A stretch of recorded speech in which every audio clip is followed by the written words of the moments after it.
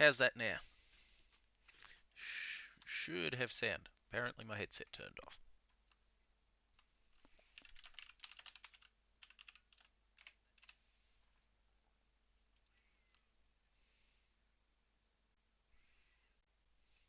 Thank you. Okay, let's just get set up here. Open that up. Get that window, put it over there.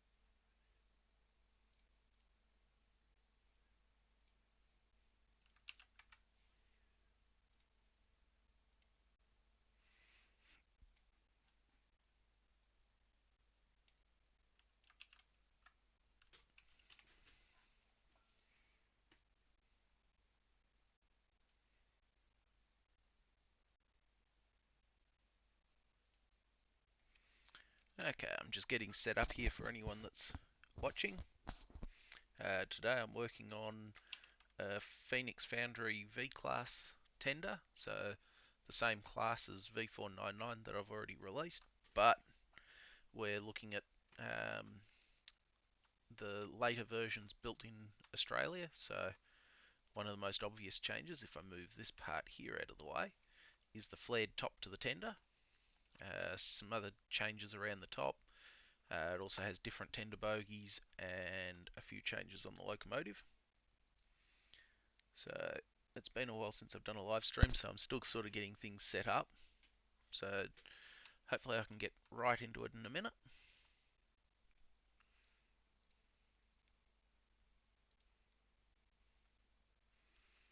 But so let's get started here. Um, One of the things I noticed in a photo earlier is that the flaring on the front of the tender goes a bit further forward than V499's. So I've got to drag this forward a bit. It basically comes to where this joint in the plate here is, at the back of the curved bits. So that's where that can come to, and that fixes this cold board not meeting it properly. So that's nice. Uh,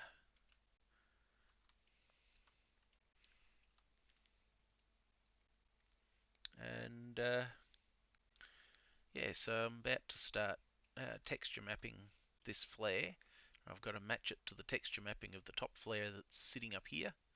I've got that out of the way so that as I map the parts to the same area, I can then delete the excess bits later. We're using 3D Studio Max 2020 here. It's a what's it called? Indie license. If you're using 3ds Max, it's actually really worth looking into. It makes it a lot cheaper. So first thing I've got to do is I need to select the parts that I'm going to texture map or UV map using the Unwrap UVW modifier. I sort of look at texture mapping as a bit like a jigsaw puzzle, but you've got to work out where the parts go. The parts are what you make them, and you just got to work out where they sit best. Uh, so I'll open up the editor here. I have a tool called Poly Unwrapper that I also use, but I don't think it lets me do a specific axis of mapping.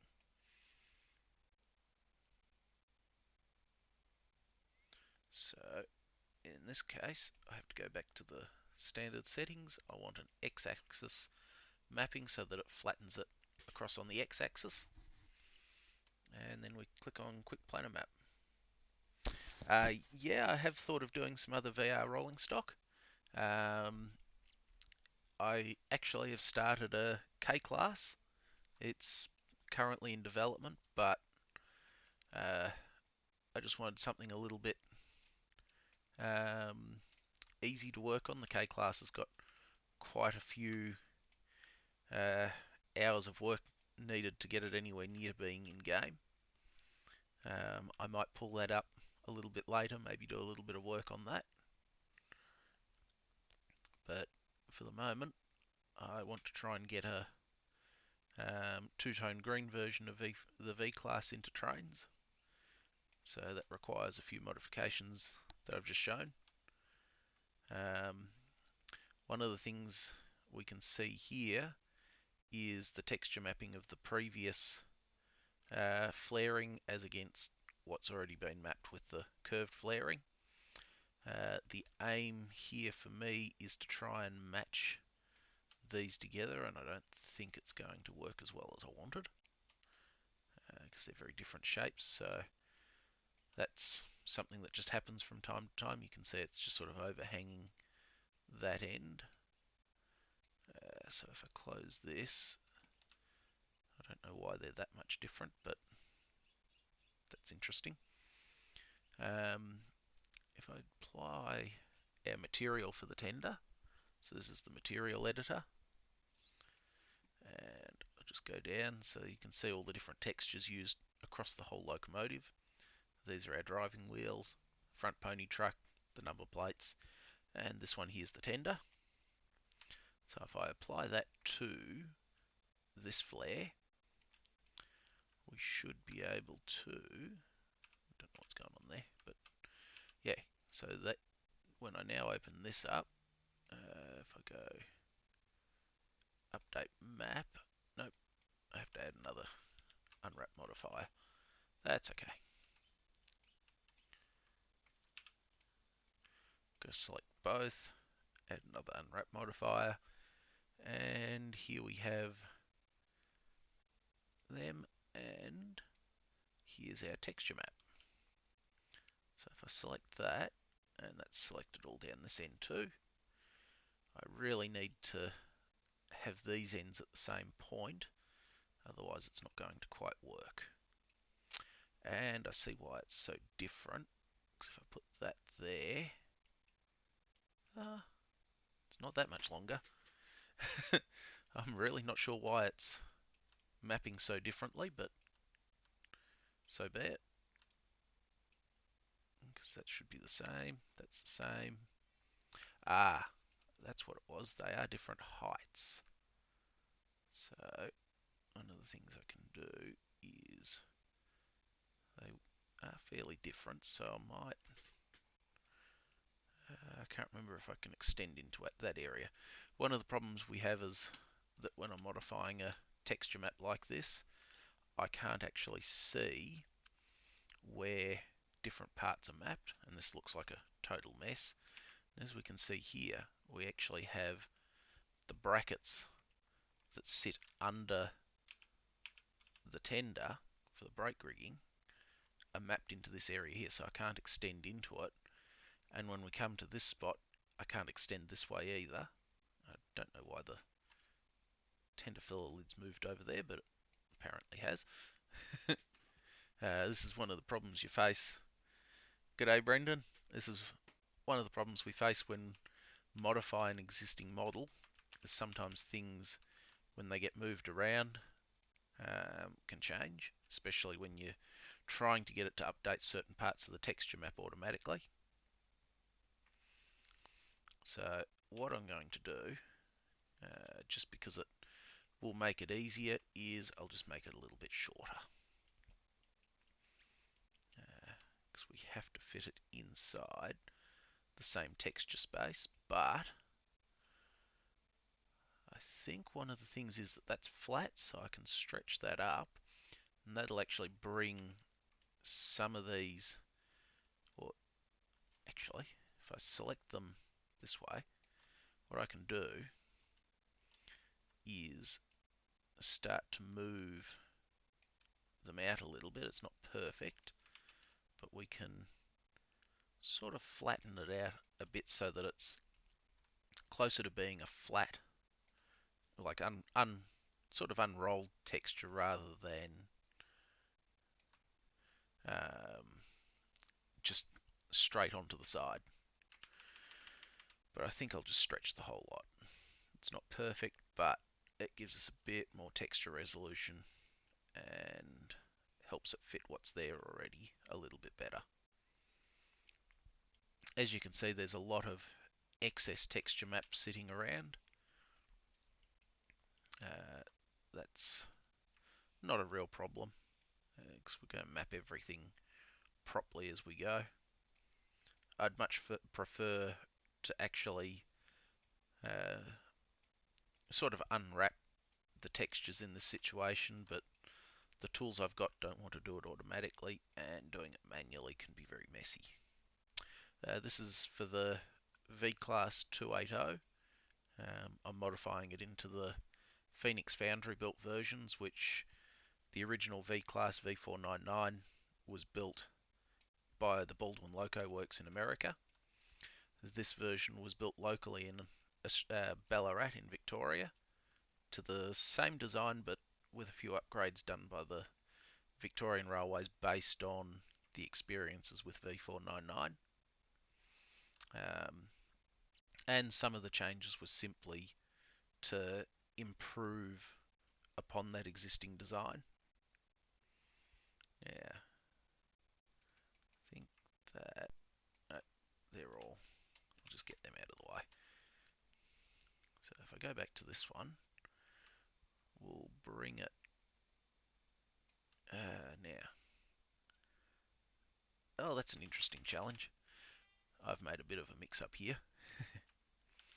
Basically what I have to do is I have to map this one and then stretch them all at once, rather than trying to stretch. Nope, not that one. Let's move you. Nope. That one. So what I'll do is I'll make it the correct length.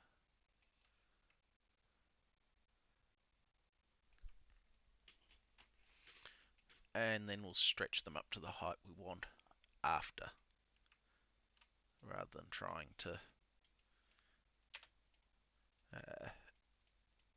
stretch each one individually.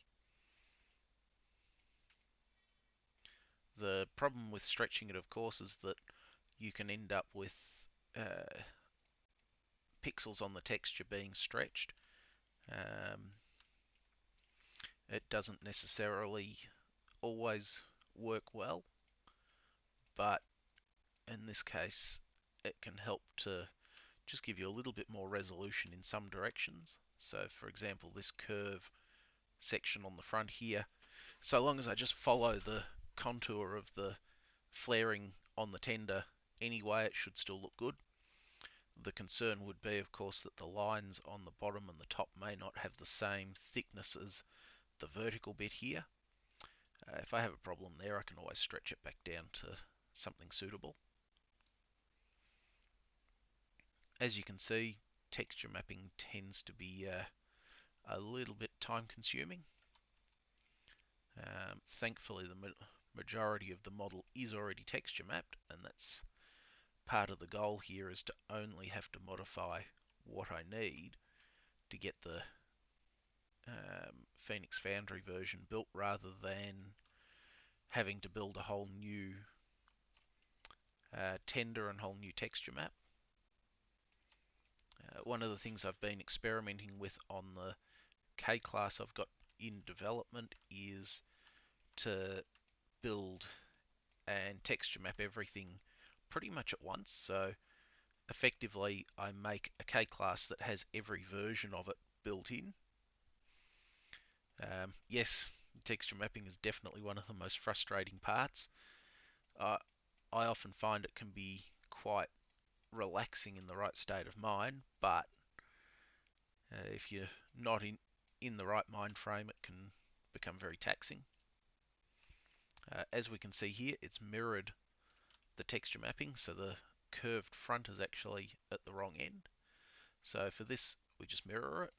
Nice simple uh, tool there. If you don't mirror it, things like your normal maps and things like that can end up a little bit off kilter. They can be inverted or things like that. Now, oops, we didn't want that one. Wonder if I can lock selection.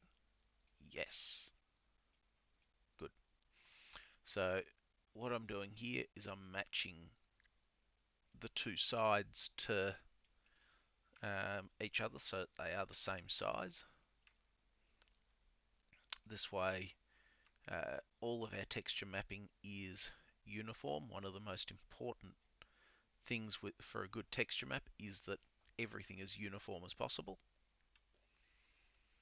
Um, but it can be a challenge to get that right. Where, yeah, in this case, if I bring back our albedo texture, you can see that flaring is mapped directly above the same parts on the body. And I have a feeling that I may have actually matched the size of them. So I may be able to use that to get a better scaling on these parts. What I might do, now that I've got that bit done, I can also select the tender body, open up the editor, and even though it's a bit messy, what I can do is I can grab the flaring and it'll select the whole thing, and we set that there, and this should come to, yeah, about there. Yep, because if I look at that, that's about in line with there. Yeah, so they're mapped to the same size, so I can actually use that as a guide for the new tender flaring. So this might make it a little bit easier for us. I know that the flaring comes to just beyond this join, metal join here, which is just textured on. So if I come up here, that's about where it should be. It's nice to try and get it as accurate as you can, but it's not, doesn't have to be 100% perfect. A little bit of give and take can occur here. And I'll line that up with the bottom here. So as we can see, it is a little bit longer, but I'm actually in luck. I have a few pixels here that I can play with for space. As we can see, I actually have, if I go into this view, the join in the textures is actually offset here. This is sometimes having that offset can help just hide any errors in your texture mapping. Um, there's a lot of what I call trickery in this sort of thing to just make things look really good. So if I select that and then go select shell, basically if I drag this out, if we can see the green line here, this actually signifies what PolyUnwrap is calling a shell, which is basically just a single section of texture map. Now, one of the things I'm actually doing, because this is flattened and the body is actually unwrapped, I sort of need to uh, estimate this bit because I'm actually working offset a little bit. Um, there are ways of lining up the center. I've got some tools in my monitor that can help there, but like I said, we don't need to be exactly accurate. I can bring that just back a tiny little bit.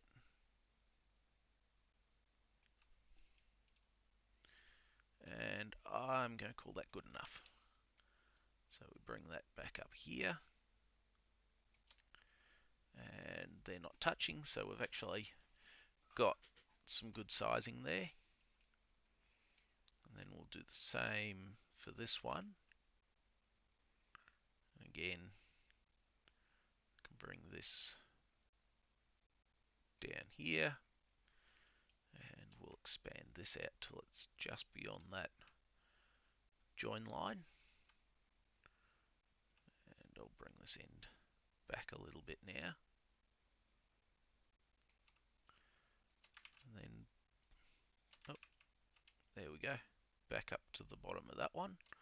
Because if we keep to the bottom, that means that all our lining and joins and all that are easy to navigate. And that all fits quite nicely now. I mean, I will have to adjust texture mapping, that sort of thing, but that's that one. Now, the other thing I want to fix whilst I'm here, it makes life a little bit easier later on, is I'll try and fix the tender top. As we can see, the texture mapping's all distorted, so that I have a reference. I've duplicated the top sheet, and I'll just select, once it lets me, I'll select the top, and this one can actually be flatten mapped using poly unwrapper. So go mapping. No, I'll have to select Z. You can see the yellow box around it indicates the orientation of how it's going to be texture mapped. If it's on an angle or things like that, you end up with a lot of extra work. So if I do that, you can see it's all on an angle.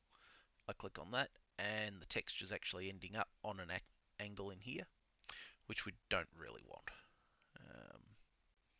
So that's that one. So this one, you can see it's a big mess, but we still have the top, the sides, and the front to use as a reference point.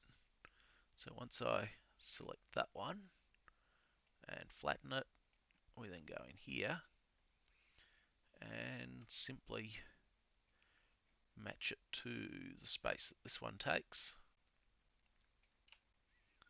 So the new position of the filler lid, or that hole, is actually based on a drawing for an AA class tender. Unfortunately, neither the Baldwin nor the Phoenix Foundry V-class tender drawings survive, although tender bogey drawings do. And this has meant that I've had to estimate some of the details on the tender, and that included where the filler lid was located. So I can now delete that, and that's the texture mapping corrected. You can see with the ring of rivets here how far I've actually moved the filler lid. One of the other changes is that the back wall of the bunker's moved further forward, and this join here in the texture will also need to be moved. The two toolboxes were originally located behind this upper wall here on the sides of the tender. As far as I can tell, the VR basically decided that they were taking up too much coal space, so they moved them to the back. But this seems to have actually moved the coal space at the back further forward. But it does make them easier to access if there's coal in the tender. Some photos I've got show the jacks mounted up on the back of the tender about here, but with this version, I'm going to keep the jacks on the loco. It just saves a bit of texturing time, and from what I can tell, that was the case at times. You can see that there's a second set of timber boards on the back. These are set up via script so that when the coal level becomes low enough, the ones at the front disappear, and the ones at the back, they appear in the back here as if they're being taken out by the fireman, moved into the back so as to make it easier for him to access the coal. As we can see, that every part of the coal bunker in the tender is a square surface except for the flaring on this. This means that as the coal gets used up, you just have to keep working further and further into the back of the tender, and at some point you're going to drag coal off the top here. Lots of work for the firemen to operate these tender designs. Later on, with some of the DD classes, they started introducing various forms of self-trimming. Initially it was basically just a sloped sheet in the bunker that caused coal to fall forward, and over time they started adding more angled surfaces so that the coal fell into the centre and forward and all that, so that the firemen didn't have to try and drag as much forward,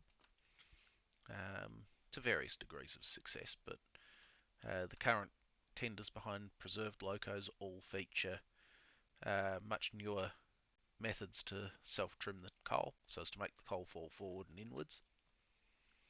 But these locos date back to a time when that wasn't thought of, or at least wasn't in practice.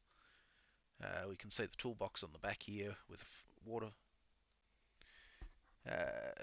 Yep, I can give that a shot. How's that now, guys? Is that a bit louder? Um, it's been a while since I've done a live stream, so please excuse any issues encountered. It's still a bit of a learning experience.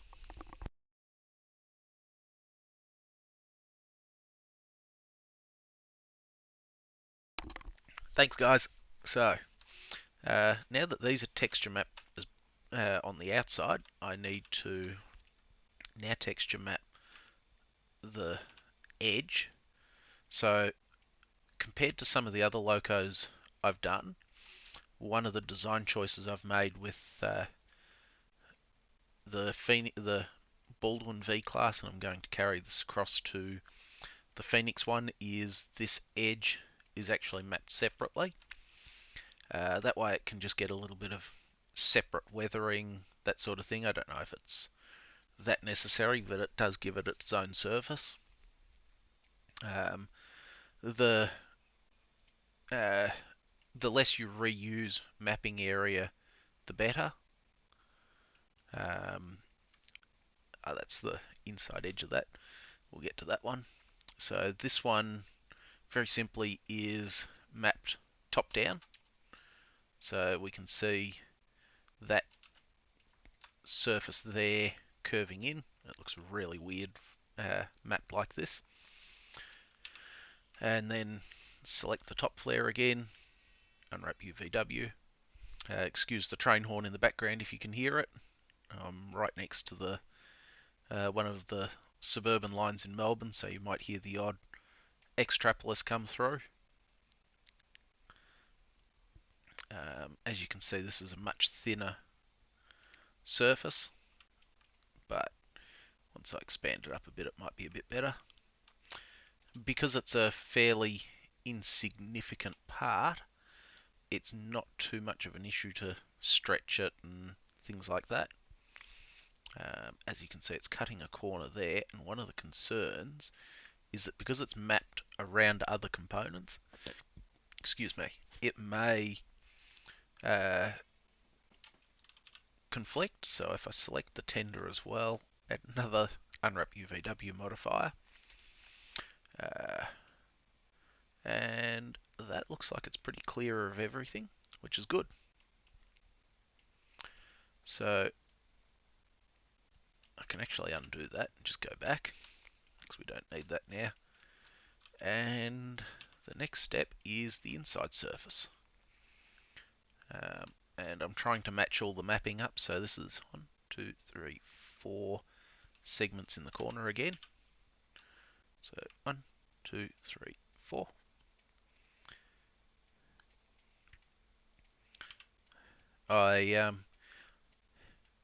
Because I'm self-taught with this, I've probably picked up a few bad habits along the way, but I definitely prefer to manually texture map things still. It just gives me a bit more control over where they're going, what they're doing. But I am starting to experiment a bit more with the poly unwrapper tools. It's just a matter of having a bit of time to really get a hand in on it. Okay. They're the old mapping for that. So as we can see, the texture map for these inside parts on the Baldwin one is located down here. One of the things that I found is each time you build a model, even if it's very similar to a previous one, you'll end up with the...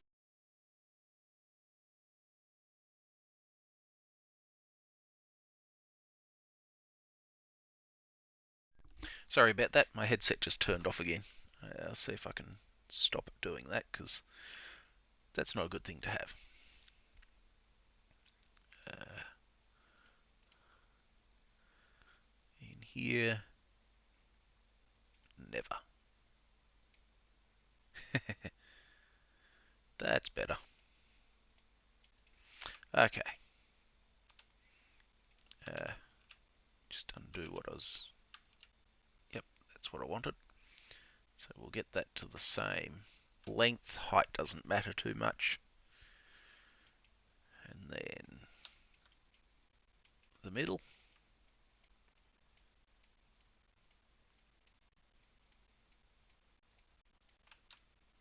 I'm not sure why that's a little bit out of alignment, but it shouldn't cause any real issues unless it's the same. Yeah, it's the same down that end. Oh well. I mean, when you look at it without wireframe, you won't see it, so I don't think that's much of an issue. I can fix it later if I need to. Then we select these ones.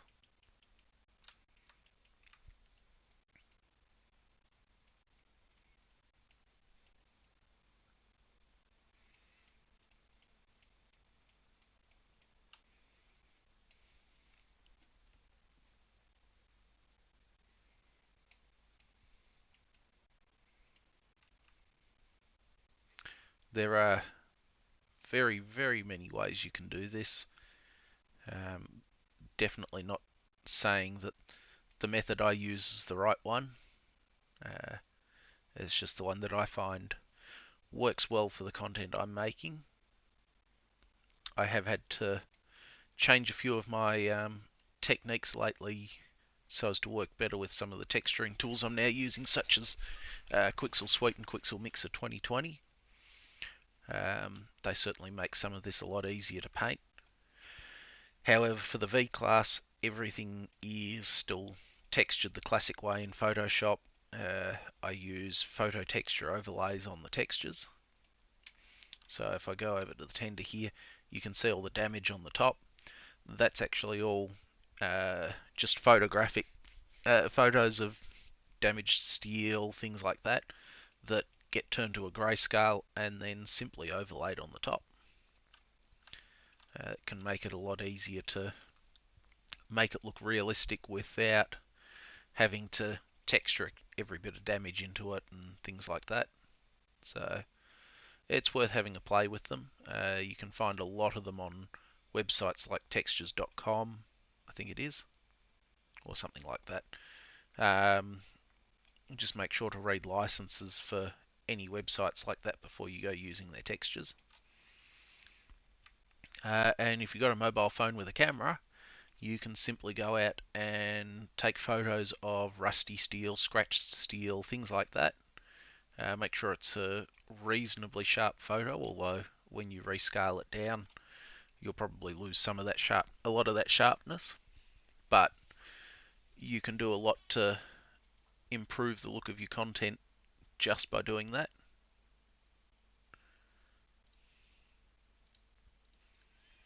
And yeah, so you can see a bit more of the photo textures. You can see in this case here, over on the floor of the tender, it's actually really stretched up. Stretching of textures doesn't really cause a problem in this case, unless it's something very specific, because it can create just a different looking effect from the same photo. You can see that in some cases the photos get repeated, things like that, and when they're actually on the model, you don't really see it. For example, you can see in the floor here is the streakiness. Well, often that's used on polished metals and that. Like the handrails here have that same texture on them, but because it's stretched and so forth over those surfaces, you won't exactly see it. But in this case, that's actually the tender flaring texture maps finished.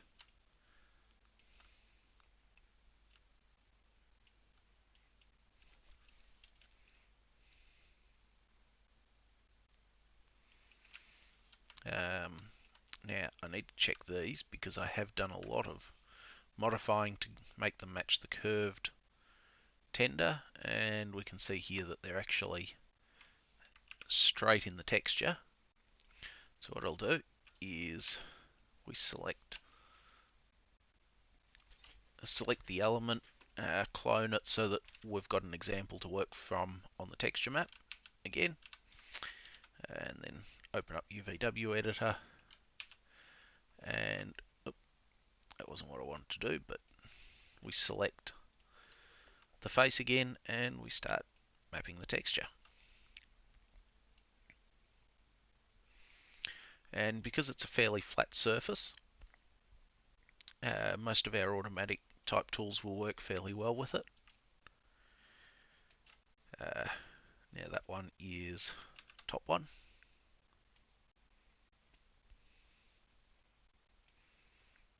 And the bottom is approximately the same width. It should be. But the tops are a different width, so what we'll do is we'll match the bottom as best we can. I'll actually show a different way of doing this. We'll make it undersized. Bring that up. Because now that they're centered, if I hold Control and Alt and then scale it, we can actually see that it's scaling the whole thing evenly in every direction rather than stretching it. So if I bring that down, it's not going to be perfect, but I can do this and just slowly bring that corner till it's about in line with the other corner, and that'll do. As I said, it doesn't have to be 100% spot on. I just like to try and get it as close as I can. And for some reason it didn't do what I wanted, so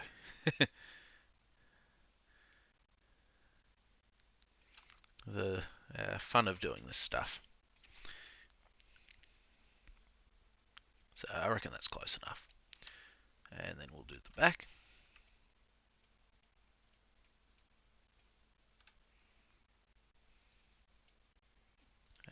This one.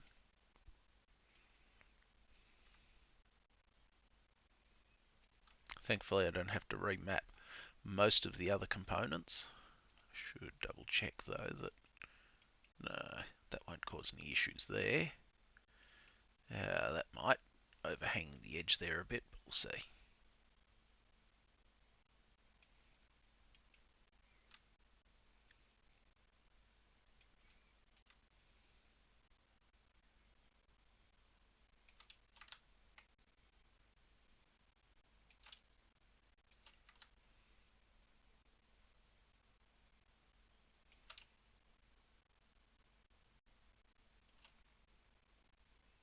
Oh, that one worked.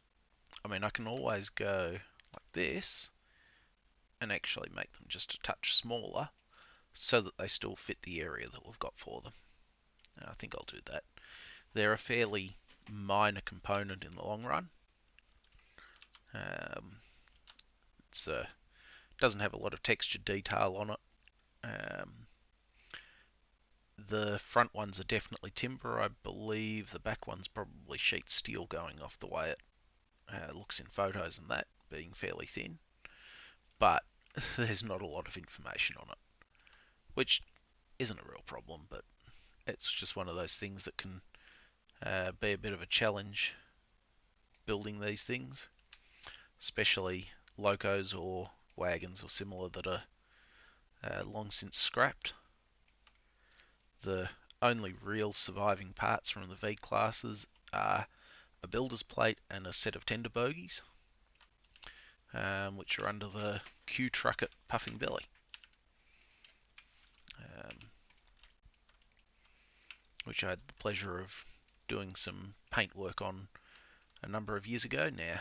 Because we've got one board here, it's a direct copy of the one at the front, so I'll actually duplicate the front one. We'll clone that one to an object. We'll select it, move it down to the other end. boards that are down here, and then attach this one. And there we go. That's that part done. And now we have to do the same thing to this one. I know, unfortunately, texture mapping's not the most glorious thing to see, but it is worth seeing how to map things neatly and accurately on a model. Not everything absolutely has to have mapping in separate locations, but the more that you can map to its own area on a model, you'll have a far better result. Especially with the new physical-based rendering systems used in trains, you'll get a much better quality texture on it. And this one, because of where it is, the way it's painted, that sort of thing, I'm just going to be a little bit less specific with how it's mapped.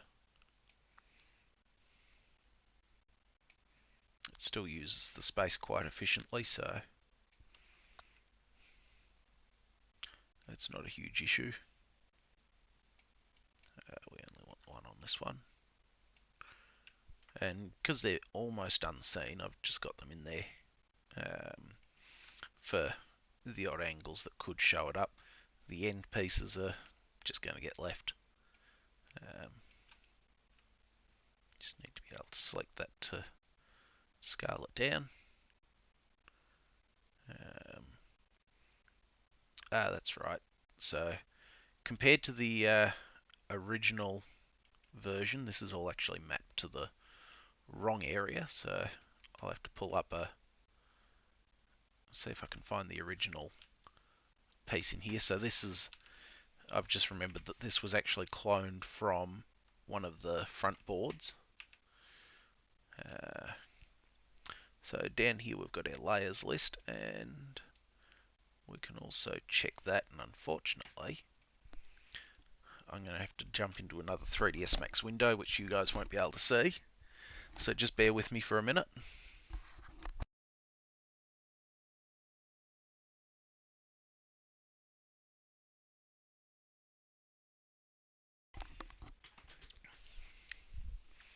And I'll just pull out another copy of that, the original tenders flaring, so that I can copy off it, copy its texture mapping. I think I mentioned earlier that one of the things I aim to do when modifying a project like this is to make it so that it's easy to complete, and one of the things there is to just use as much of the same texture mapping as I can.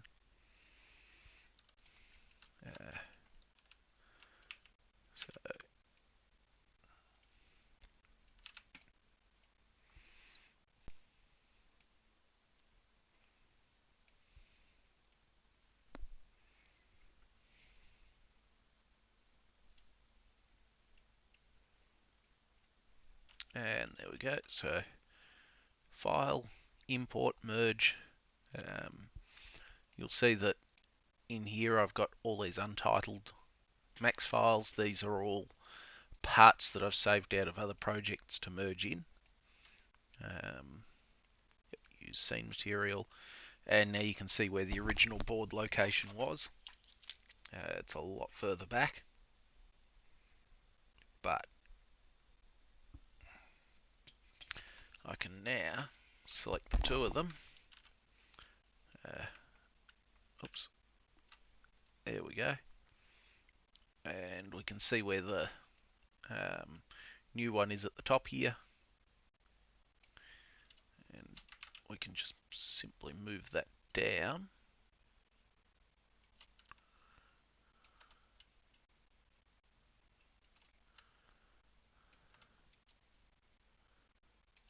And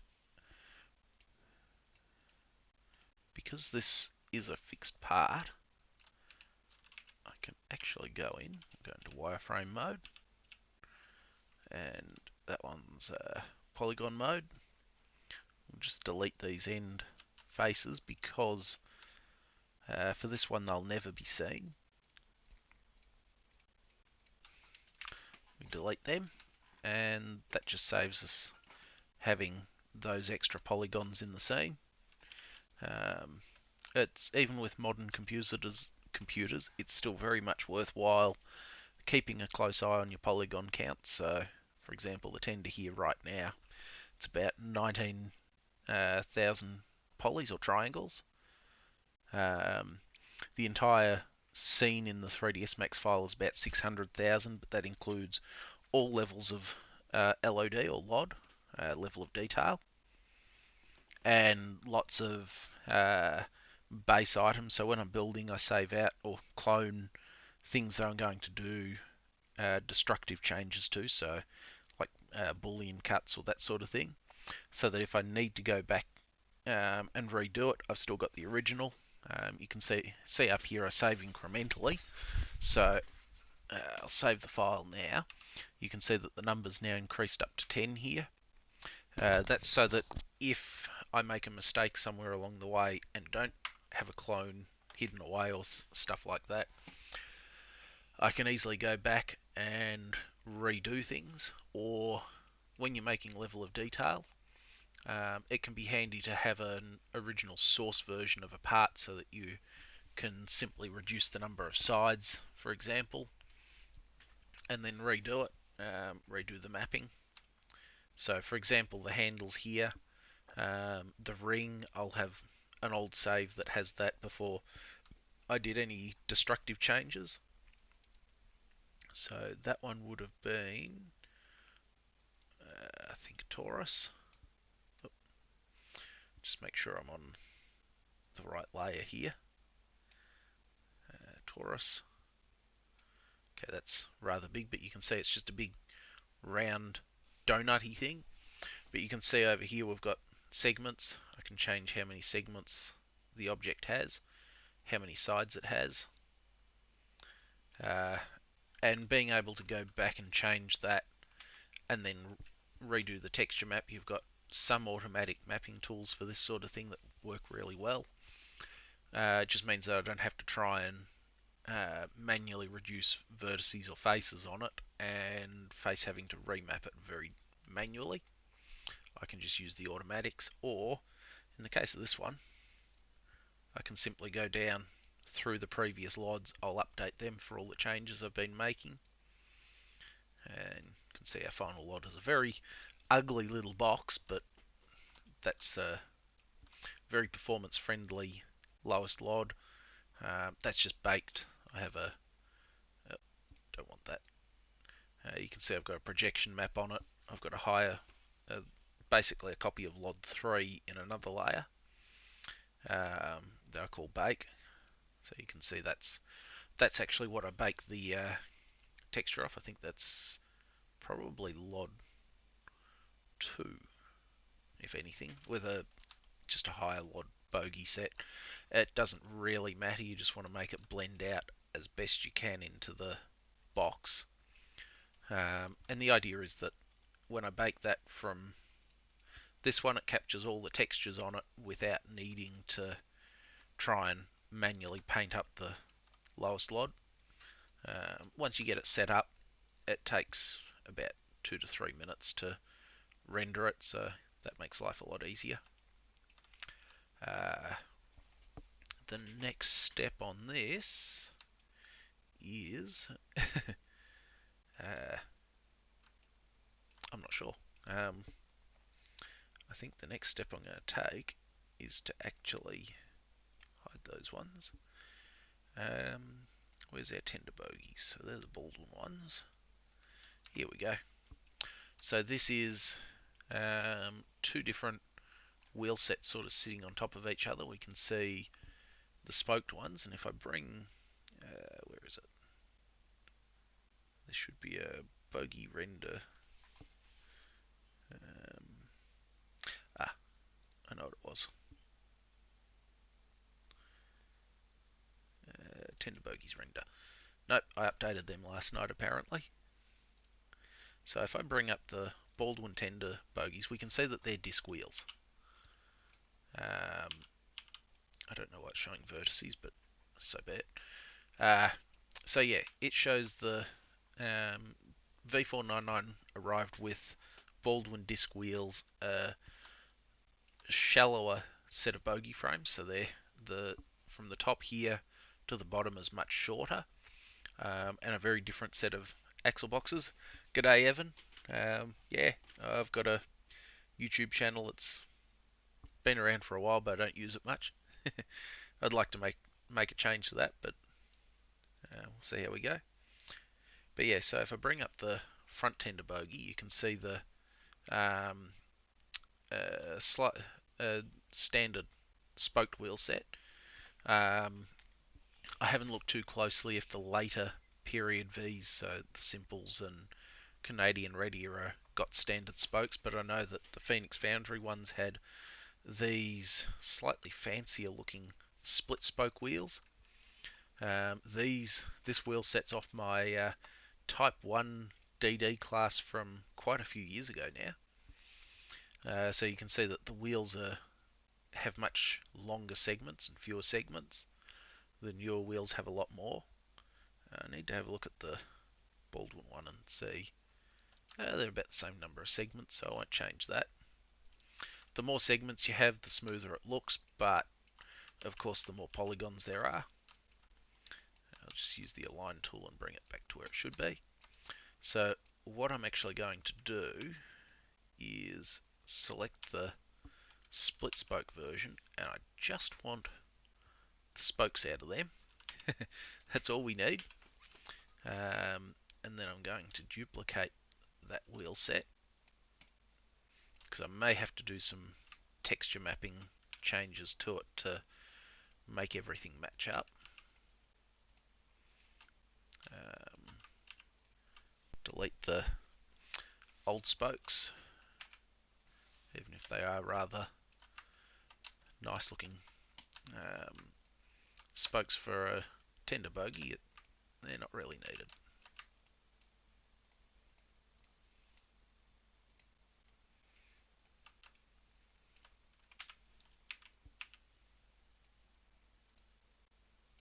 I'm going to have to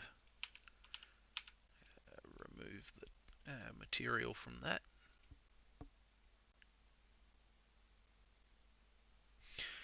I agree. Having too few faces on the wheel can look bad. Unfortunately, it's only in the last couple of years that we've really been able to push the polygons up to the point where they look smooth. If I turn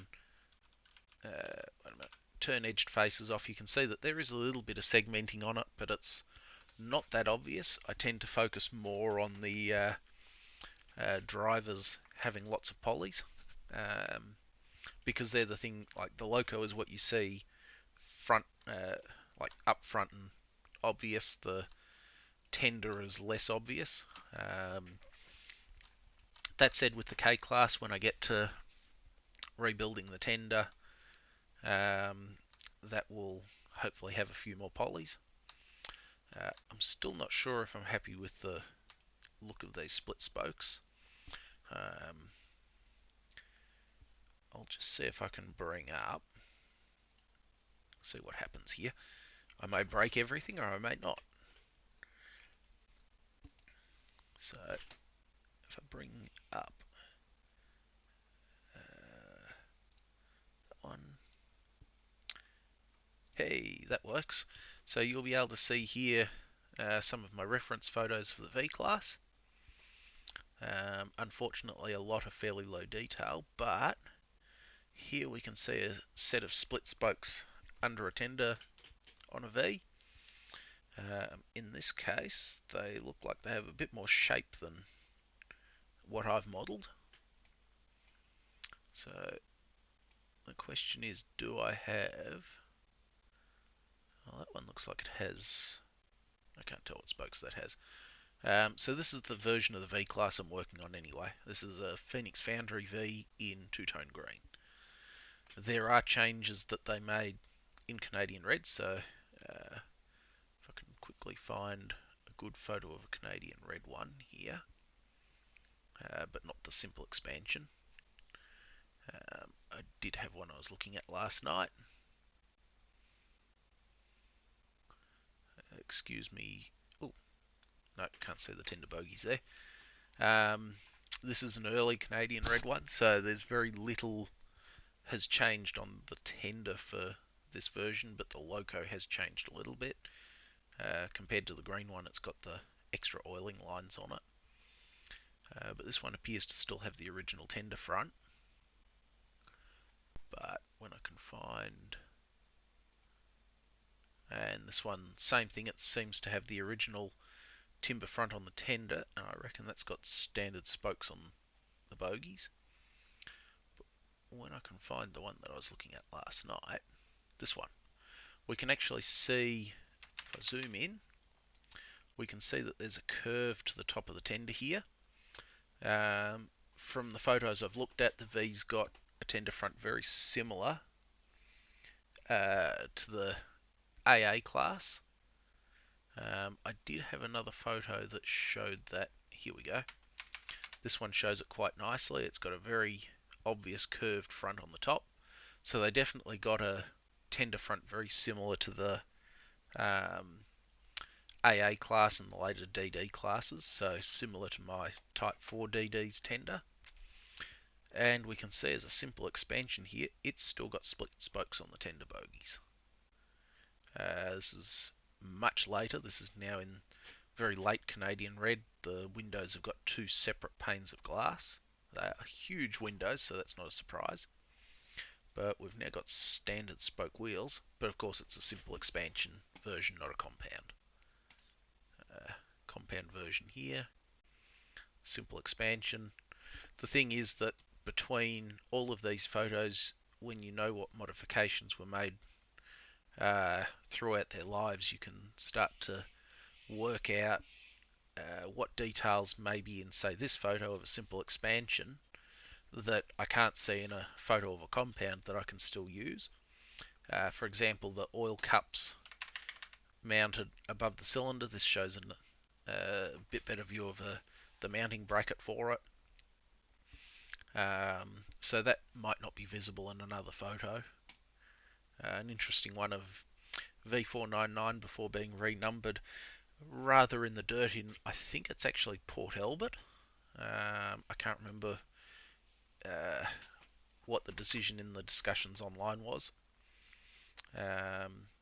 But we can actually see difference in the smoke box paint in this case. It looks like they've possibly tried painting it with silver paint at some point, and it's just become very filthy, a bit like the NGG16 at Puffing Billy. This is a good photo of V499 in operation as during its trials, actually.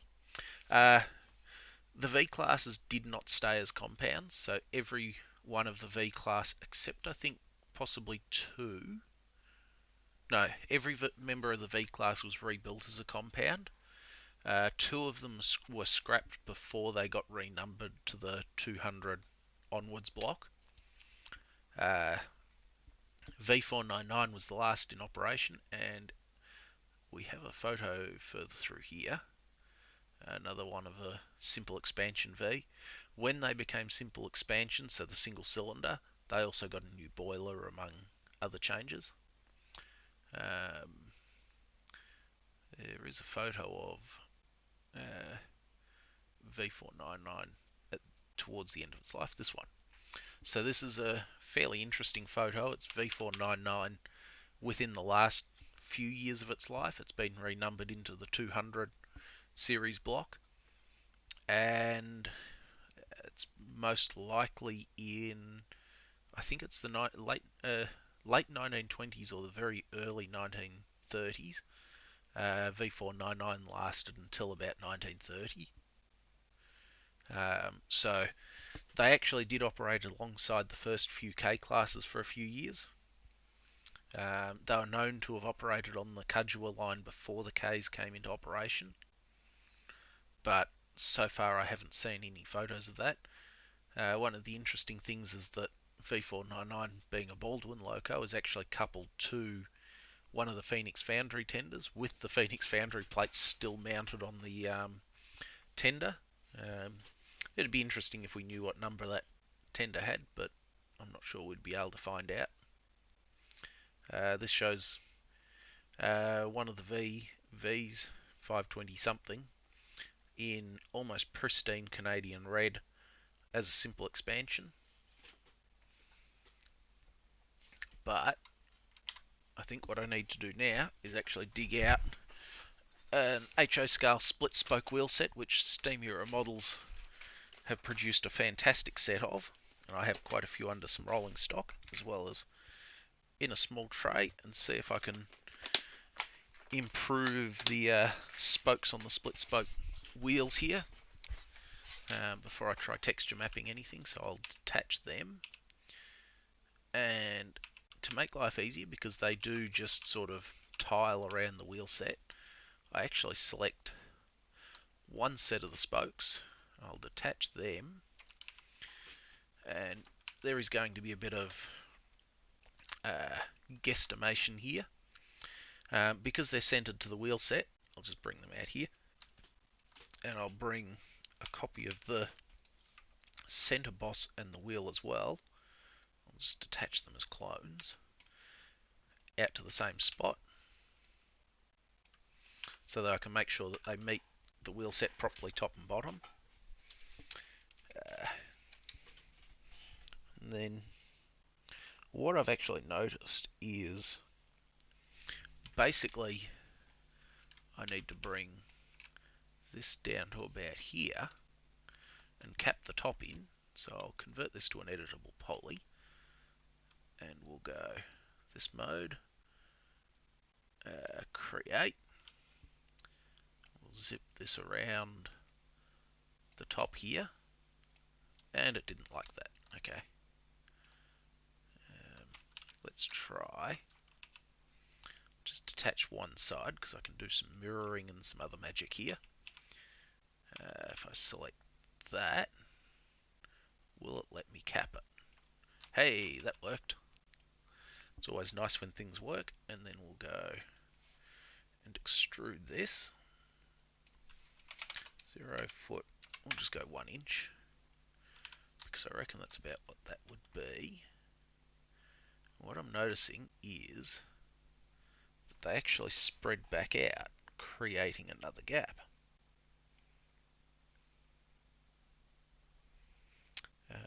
And then at the bottom they seem to actually curve in, so I have to segment this section here.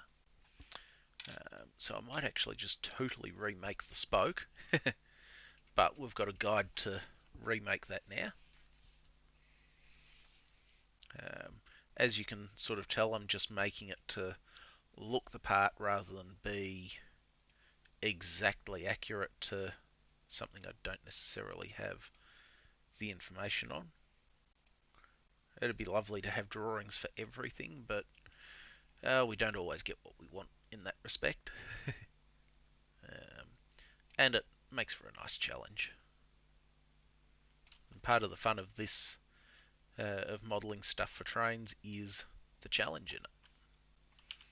So I'll just bring that over here.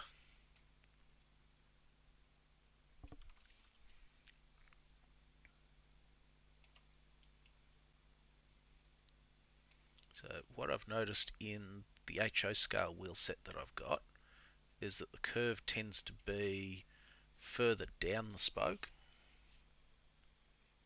and the spokes all pretty much line up, so I think I actually need that. I'll just make sure I've got the correct number of spokes here. So 1, 2, 3, 4, 5, 6, 7. Nope, 7. 1, 2, 3, 4, 5, 6, 7, 8. Yeah, 8 spokes. So I don't know if, yep, that's the correct number. So what I actually need to do is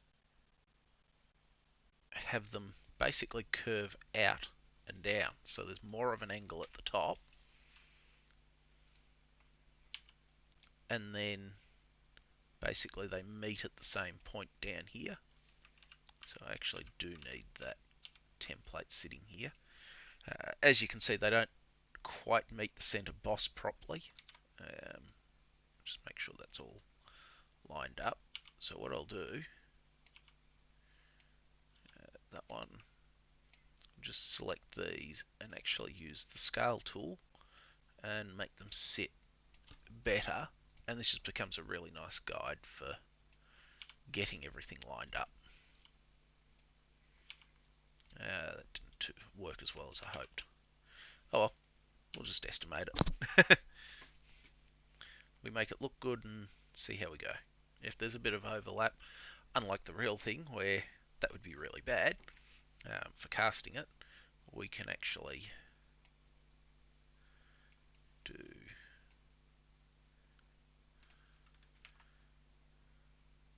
something like this, I reckon.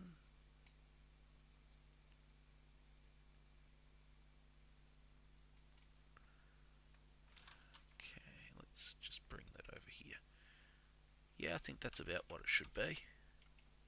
As I said, there's a bit of estimating here. This is where modeler's license very much comes into play.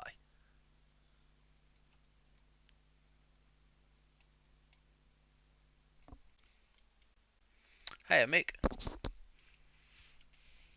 Thanks for joining us.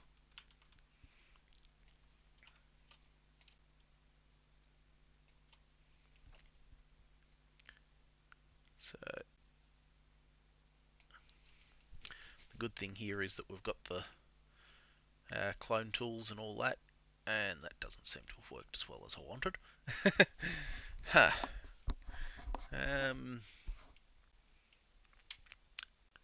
What can I do here? Make it look good. That's what.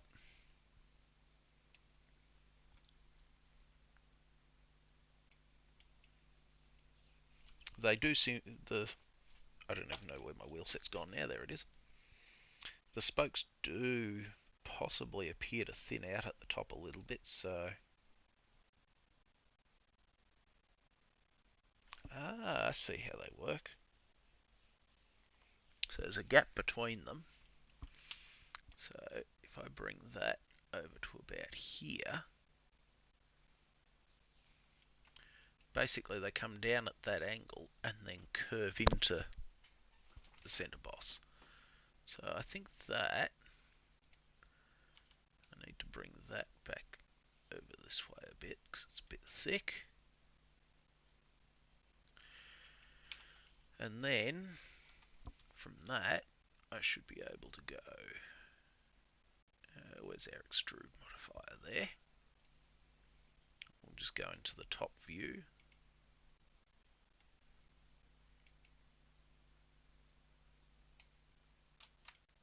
I'll actually go here.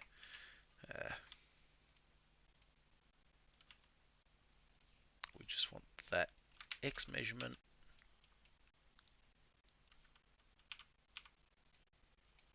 Select our new spoke again. And we'll extrude it out a little bit, and apparently I haven't welded something. We've got an open top. That won't help. So we'll just connect that bit up. There we go. And that'll place it where we want. And then I have no idea how thick these spokes are, or how wide. But that looks pretty good to me.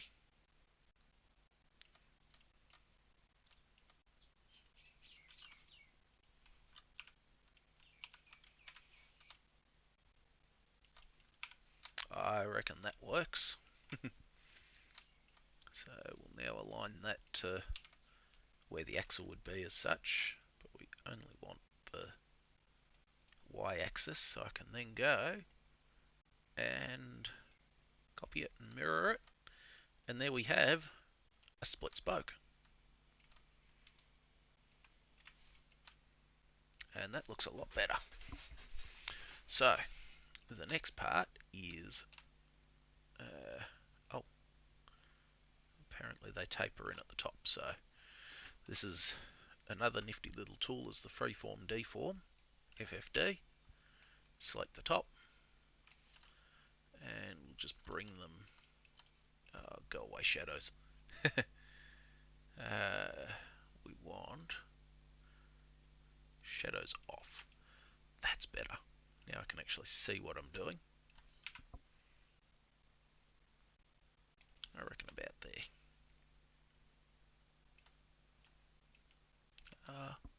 No, we'll bring it out a little bit more. As you can see, these points here aren't actually meeting the wheel. So, just go stretch. And there we go. That's better. And by burying this point down in here, hopefully as we make the rest of the spokes,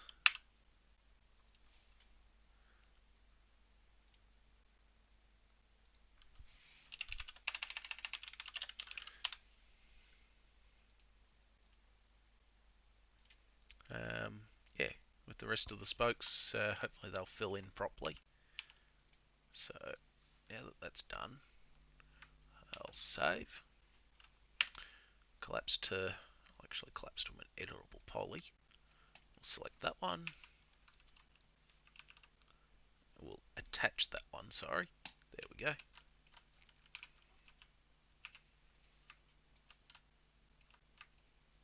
Delete what should be hidden faces.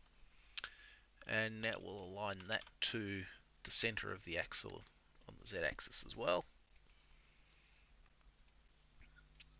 Tools, and where's our array tool? There. So we have 8 pairs of spokes, as it were, and 360 divided by 8 is 45, because maths is hard.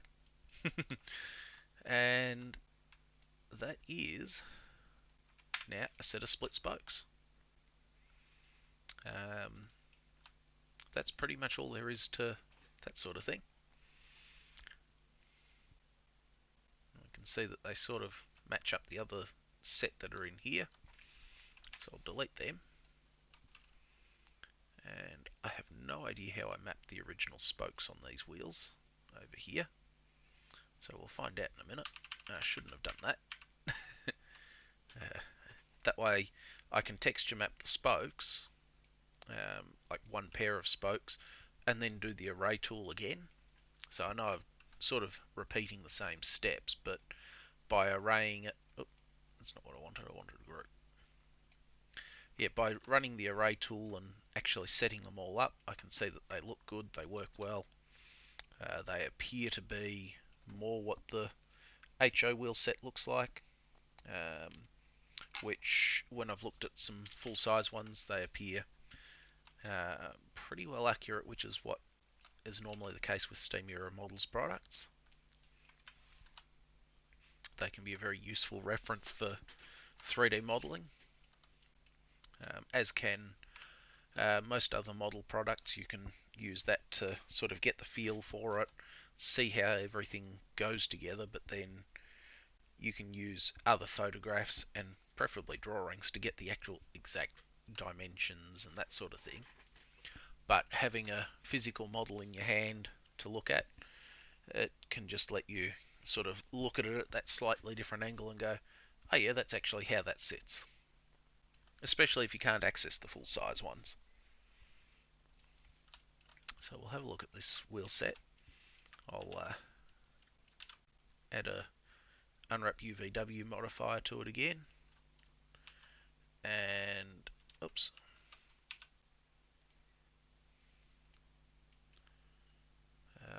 So apparently on this wheel set, I've just mapped the sides of the spokes in like that.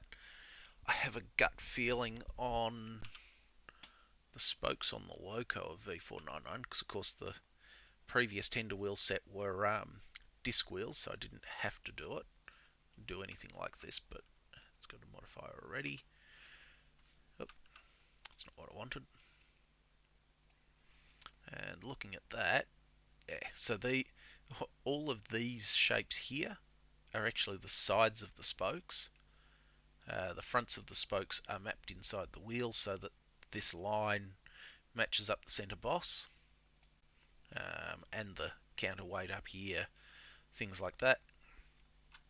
Um, down here is all the faces of around the centre boss, all those sorts of faces that, rather than having them mapped to uh, literally that edge there and having no detail, they actually have their own area.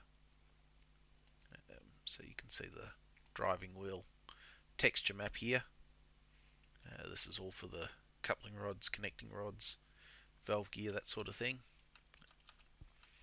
But being separate parts in the drivers for the animation, um, they're not actually shown in the unwrap there as such. So we'll go back to the bogie.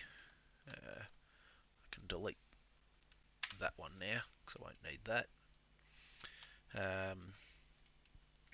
So I'm not sure if I'm going to follow this texture mapping or not. It doesn't look too bad here, but I'd prefer to give them extra space. Yeah, this one has, it looks like it has an ambient occlusion still on it, maybe? Nope. So you can see it's a fairly full texture map already. I don't think there's anything mapped to this area.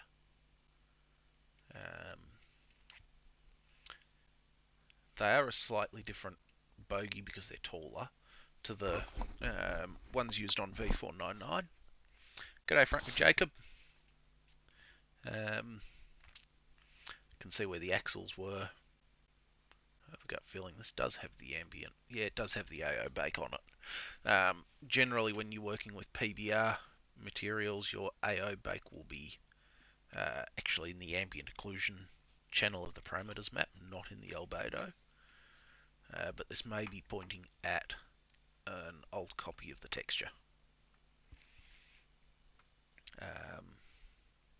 So I reckon we've got space here for those spokes, and possibly a couple of other little spots.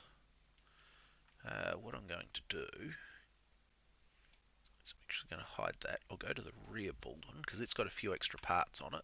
These blocks that sit under the tender frame just to stabilise the water end. And looking at this, we definitely have some space here for the spokes, and if need be I can overflow into this space here and even here. You don't have to group everything in one spot. It certainly makes your life easier if you do. But when you're running out of space on the texture, you can always use just wherever you've got for different parts. You can see that some of the parts in this texture are just sort of flat and mapped, so like the brake rigging and that. Because it's all inside the frames, it's not as obvious. But then things like the brake shoes and particularly the axle boxes get more detailed mapping. You can see that there's a bigger space between each of the frames here because it's got the shorter side frames. And same with the equalizers, they're not quite as, they don't drop down as much, so there's a bit more space in them. Something we don't have the option for, but back when I mapped the versions for V499, you can see that this drops down a little bit more compared to the lining. When I did V499's tender bogies, they were actually a clone of this bogie that I'm now modifying with new axle boxes made. So I was able to reuse the mapping, and because I kept the bogie frames in the same spots, I've still got the space to go back to the larger ones without having to redo all the textures for the V-Class versions. So we'll ungroup this now. I'll leave the copy of this wheel set here because that's actually a duplicate of this one. I can confirm that by opening that, and we only have 2 copies of the wheel in there. That'll let me map, because I've got to remap the front face of the wheel using the new spokes so that they all match up. So we'll select the spoke and we'll actually start mapping these surfaces. Thankfully they are a very simple shape of spoke, and let's see how that goes. Oh, that looks pretty good.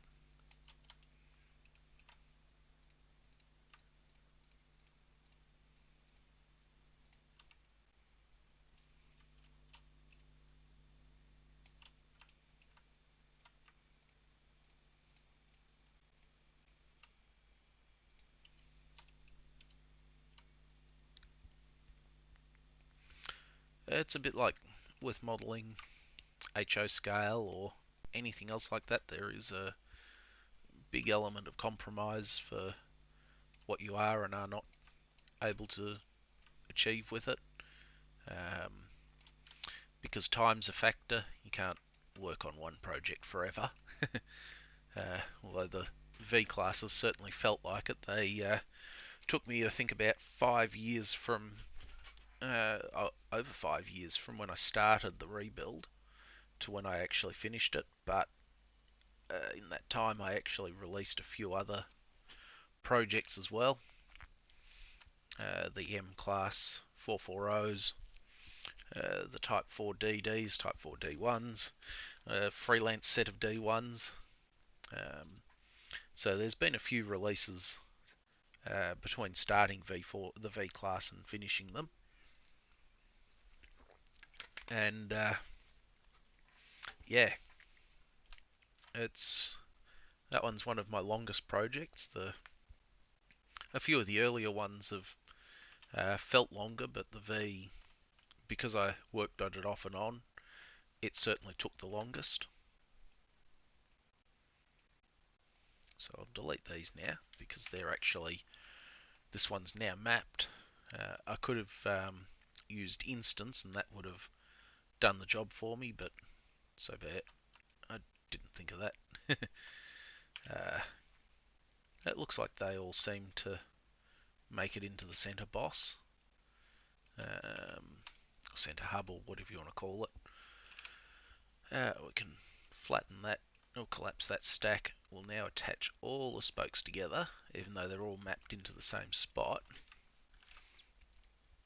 because I can then take the bits I need, so these four, we'll apply the texture to them. So we'll just go with the front tender bogey, which definitely has the AO bake in it, so that's helpful. And to make our life a bit easier, we actually select everything, and then these ones.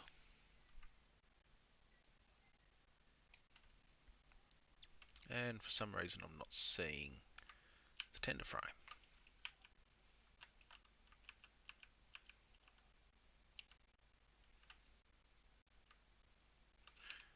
Collapse that.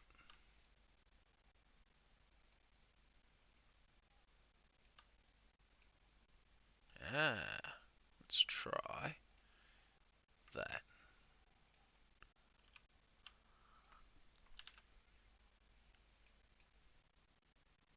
Yay, there we go. So,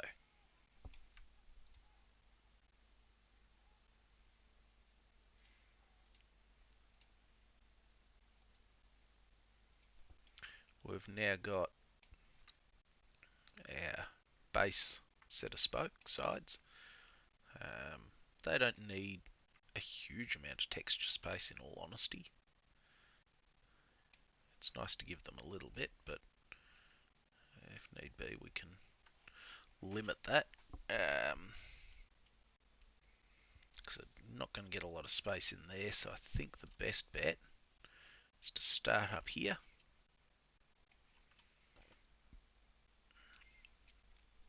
We'll go select by element, hold down the Alt key. We'll actually deselect the first spokes,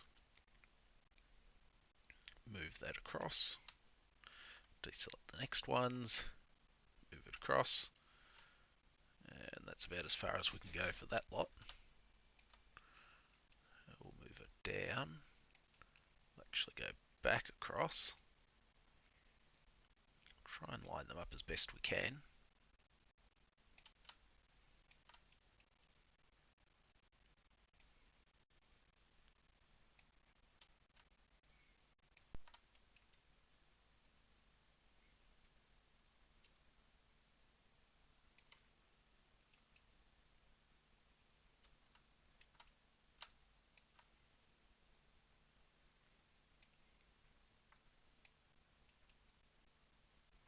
So the thing that has to be kept in mind here is that there's 2 sets of spokes per wheel and then 2 wheel sets. So these take up a lot of space on the texture map very quickly.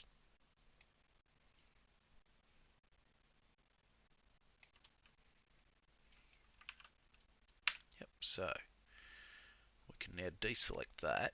We take this set and we'll transfer them over to the other side.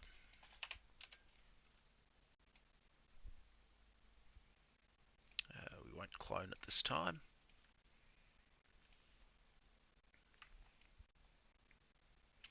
And once again we select everything, unwrap UVW. That's my fault.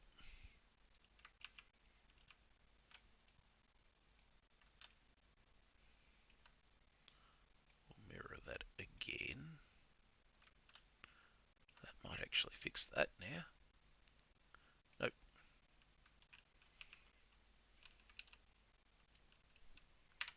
Go away. And we do a reset X form. It may or may not flip it inside out. Didn't that time. And we should now be able to go. Yep, that's now error free. That just makes sure it all works properly.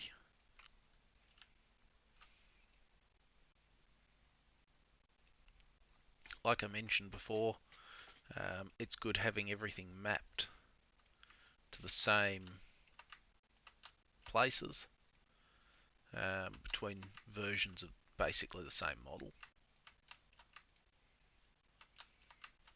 Actually, let's do it this way. Select all of them, turn that off, turn that off. There we go. So what I can do here is simply move that down. We know that they're sets of 4. It doesn't really matter that they're just sort of a tiled mess, if you want to call it that. It just means that you have to remember that there's multiple sets mapped into the same set sort of thing.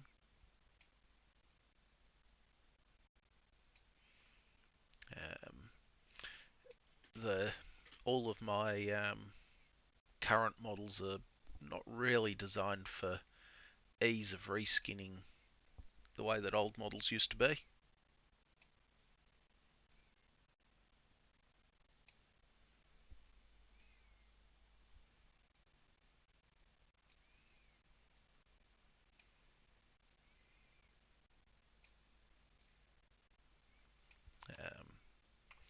But I mean, it's not impossible. It's just it's not going to be the easiest task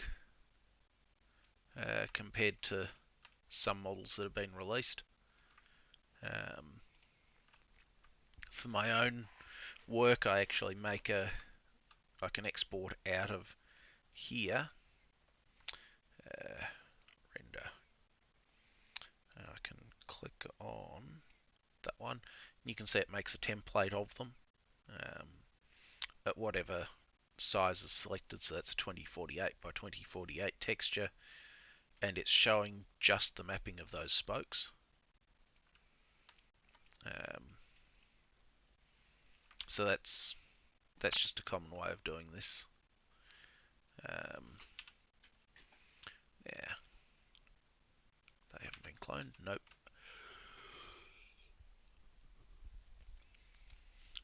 Okay. Well, that worked nicely. So I shouldn't have done that yet because they're not actually ready for that. The next step is I literally make it part of the wheel set. And we go like this. Select the face of the wheel set. So that's this side. And select the faces of the spokes. And there is a bit of jiggery pokery goes in here. In fact, I don't need to select the outer face. I need to select just how much of that's so I'm going to have to remap the center boss so that it matches my newer standards, maybe. There's not enough of it really obvious, really to make it obvious, but that's probably still a good idea. I'll see how much space I've still got on the texture once I've finished with the spokes. So that plus that, and then because I can use that center boss as a guide anyway, so there's our lovely star pattern of spokes, or a flower, however you want to look at it. Whoa, where'd that go? Huh. They're the other spokes. So, lining this up could be tricky. I've got it set vertically, and that looks right. So based off what I saw in the other wheel set, I actually made the spokes come within, because these bits here aren't actually where the spokes sit. They're this surface. You can see the indent there.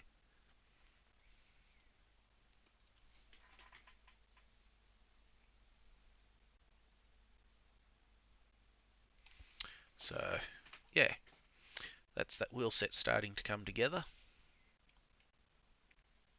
I may have to reselect that. No, they're all reasonably clear, but I might bring them in a bit more till they meet up with this center boss. Try and center it better.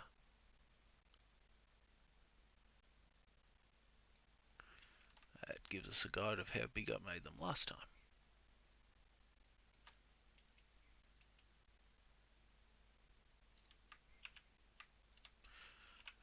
Somewhere in the middle. That'll do.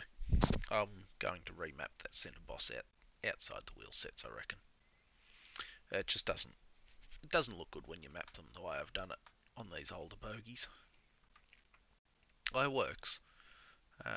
It's not worth going back and redoing it on older assets, even new releases of the Type 4 DDs or stuff like that. But on this one, because I'm redoing all the spokes, it's worth it. It's worth it enough to do it when I'm actually working on that area.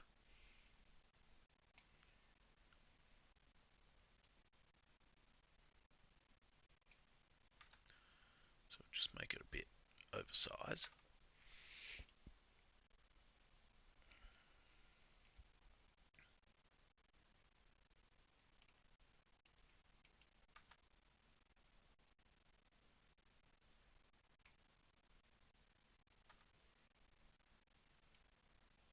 Oh, that one lined up a lot better. uh, that's not where that's meant to be, though. Now, I'm just going to have a look at another bogey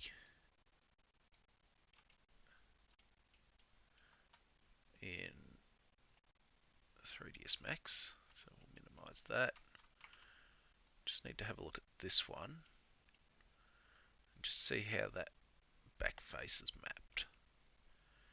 And we can see here that I've actually got it so that the spokes are sitting basically where they are in the model. So I need to redo that mapping, which is just a case of selecting these faces on the wheel.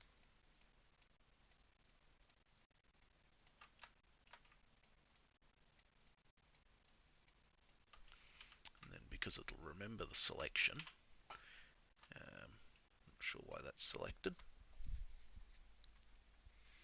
they certainly did. So Baldwin actually just had disc wheels. The Baldwin V499, I've got a set of the wheels still in this max file. You can see that they're solid disc wheels sitting in the same spot, but it actually really nicely shows the contour of the disc wheel that I've modelled. You can see it on the back as well. There's a bit of an estimation there, but it's about what I can see in the photos. So this has just meant that everything, like the entire bogie on the V499 version, is specific to the V499. As far as I know, those disc wheels never ran under anything else. They seem to last quite a while under 499.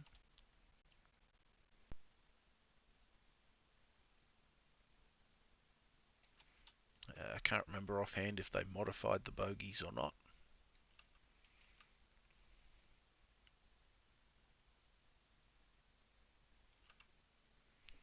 Oh, that lines up well enough. And we do the other side.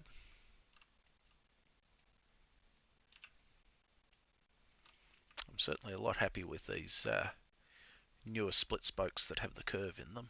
They look a little bit more fancy.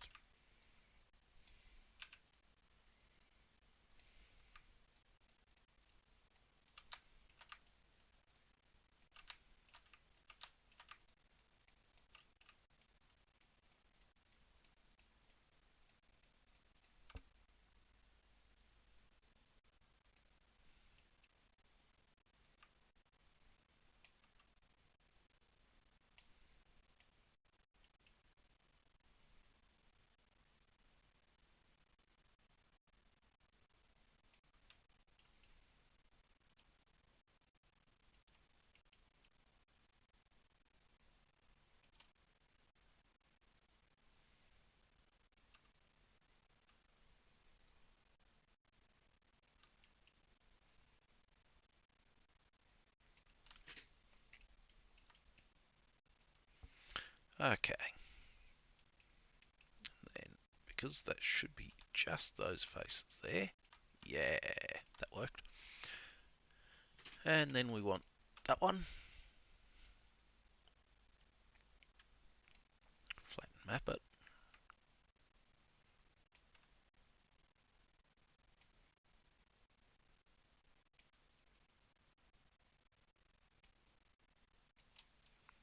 This is just so that we can line it up easy enough.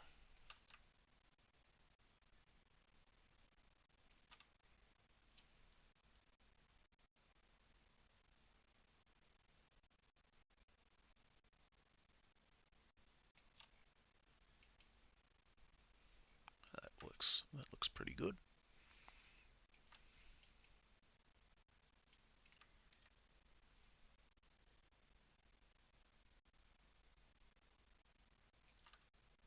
There we go.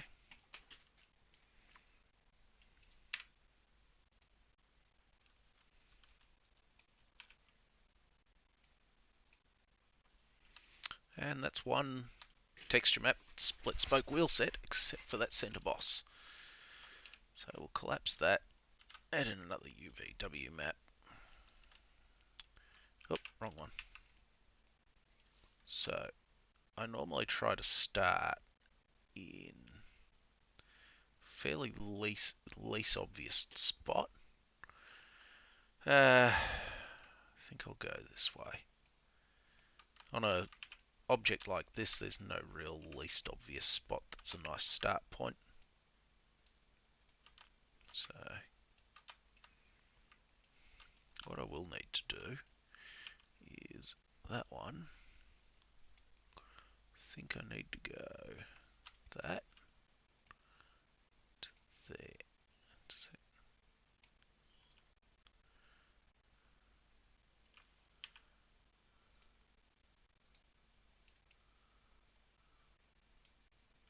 I have no idea what I'm doing here. I'm trying to work out how to set a seam. How about we go into this?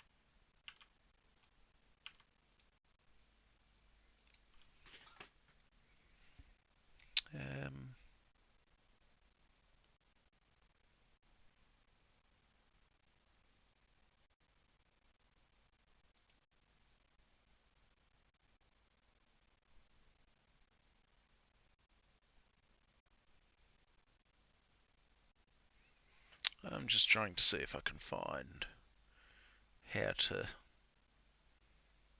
actually add in.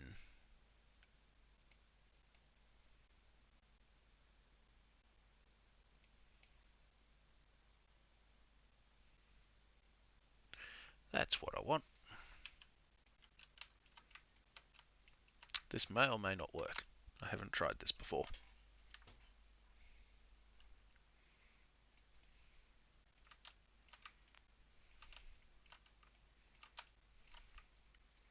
But let's see if I win. If I don't, oh, it worked. Now, where's that join? Oi. And it's over there.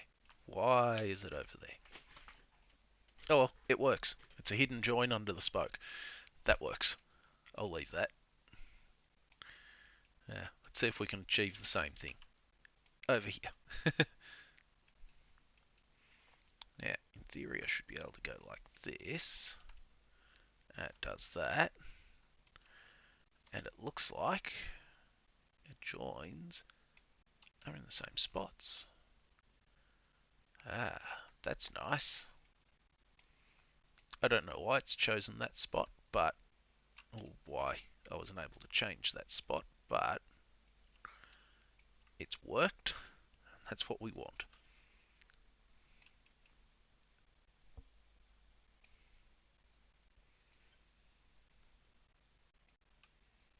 And because we had this nice little space here that I can use, I might make them smaller. I can also stretch them a bit because they're a fairly inobvious surface. Just remember, keep your hands away. It could have coronavirus. No, all good. Well, that's one wheel set, I think, done. That's nice. Now we take this one. I won't clone it. I'll just move it over there. Go away. And we'll put that one here. Select them both. Unwrap. And then what we have to do is work out which bits belong to which wheel set. And then we just move them where we want them.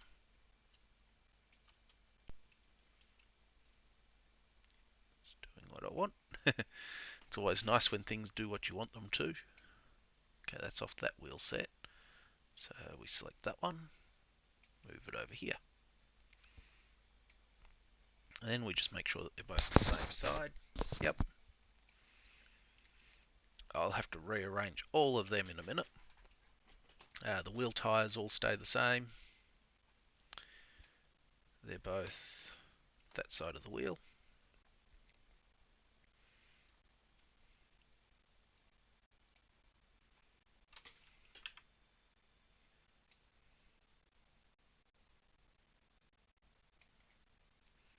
It's one texture, one tender bogey, one side of the wheel's done.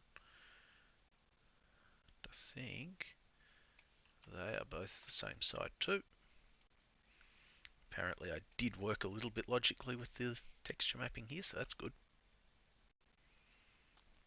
I'd say I actually did exactly what I'm doing here when I made them.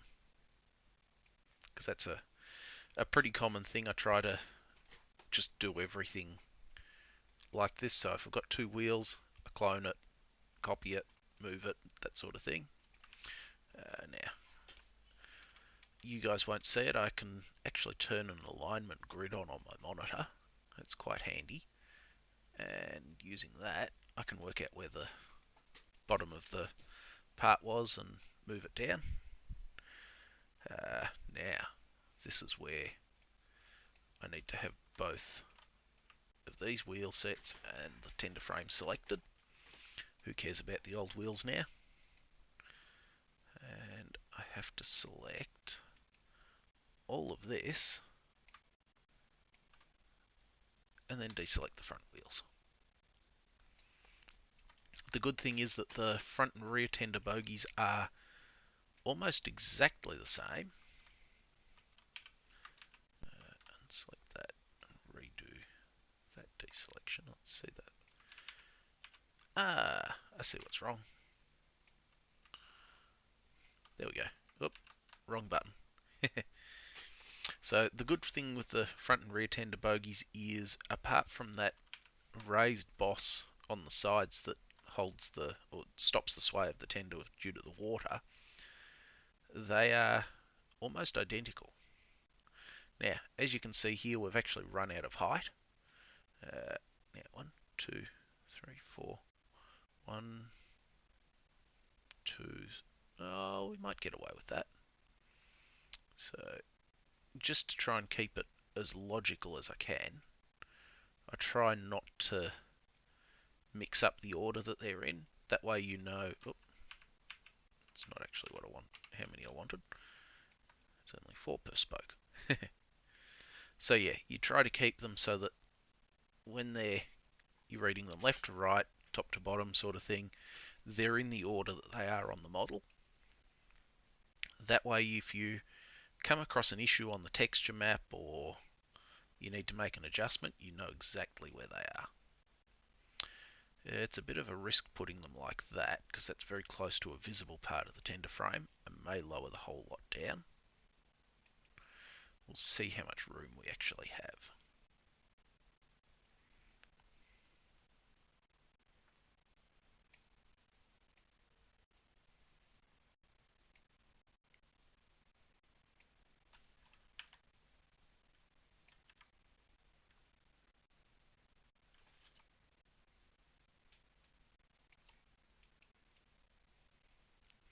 And with the way I've done this, we will have plenty of room, I think.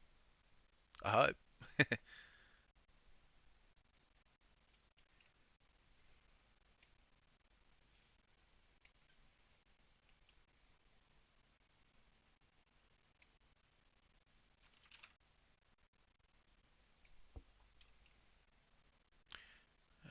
1, 2, 3 sets. 4, 1, 2, 3, 4. So I've actually got to turn the select shell option back on. That'll select all of them.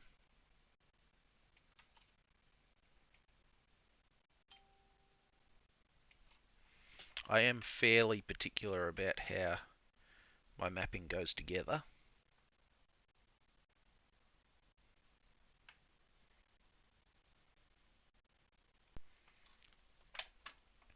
I do like to try and keep it as fairly neat as I can. And I hate when I end up with just one like this sitting over here, but we've run out of room. But it does mean I can do this, move the whole lot downwards a bit, can move them over here a bit, and that's every spoke on this set of bogies. And I have a gut feeling that those centre bosses sit down here. I hope they don't sit in here. I can double check that, because I can always move those parts.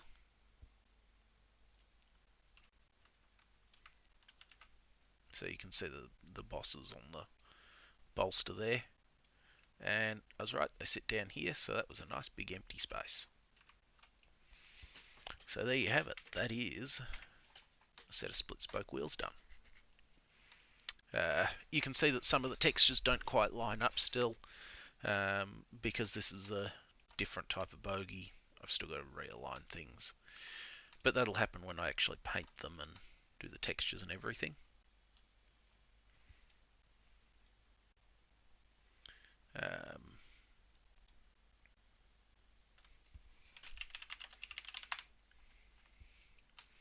But I think that's come along quite nicely there.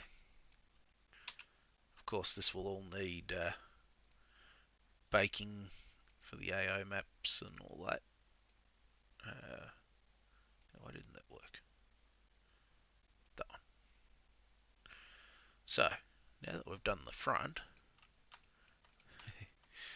we can pretty much just do that, and that's the rear done.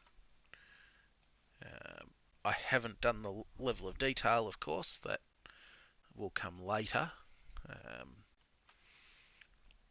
Thankfully, the bogie frames and all that, I already have level of detail from them. I may need to add a bit more to it later on.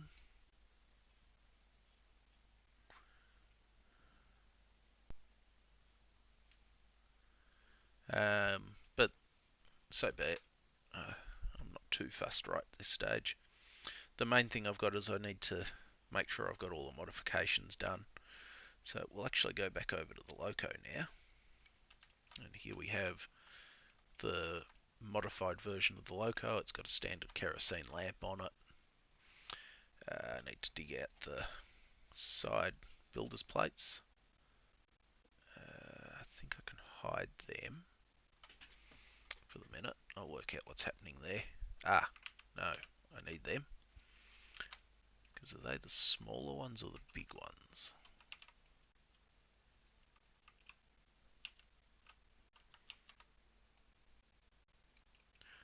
They are the new ones. So, those are meant to go on the tender. I don't know if I've put them on there yet. Let's have a look. Turn the loco back off. Tender Lot O, and it's got the little ones. So we turn on these ones. They were sitting there for a preview I did the other night. Let's go center and center. Why aren't you going where I want you? Ah, they're attached to the number plates. Oh, easy fix.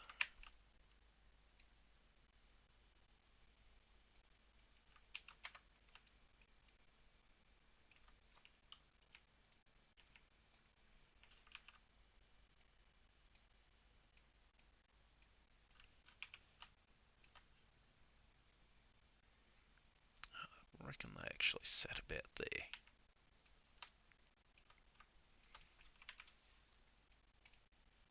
Cancel. Done. So you can see that the textures for the number plates aren't done yet. There's a bit of work I've got to do on them, including copying a Phoenix Foundry plate off a certain 440 tank loco. We can hide that now. We'll keep them out because I'll need them to go to this layer. So you can see that the inside of the cab's currently missing. I actually use a script on the V-Class which hides the inside of the cab. I can delete that layer now, sorry.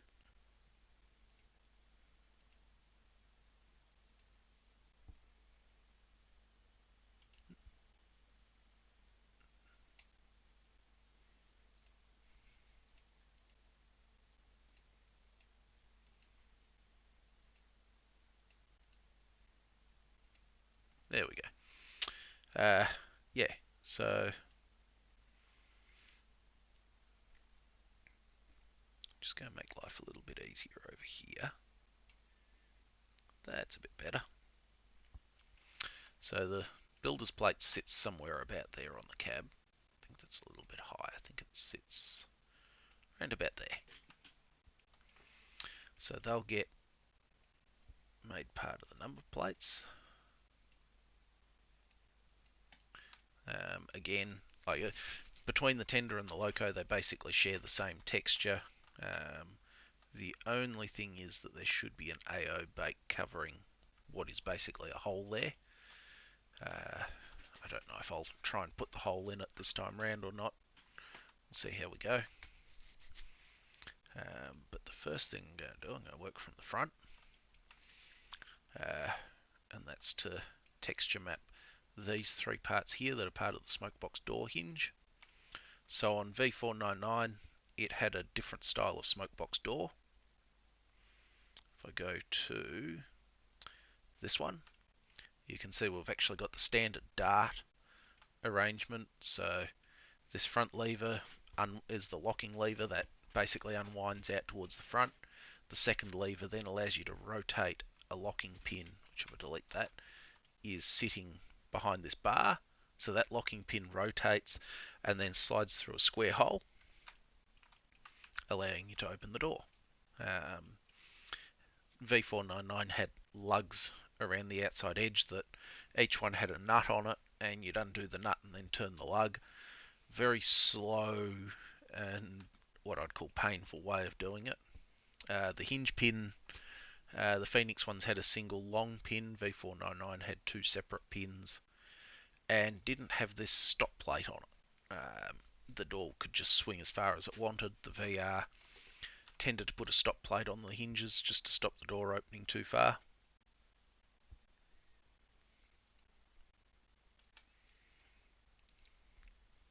So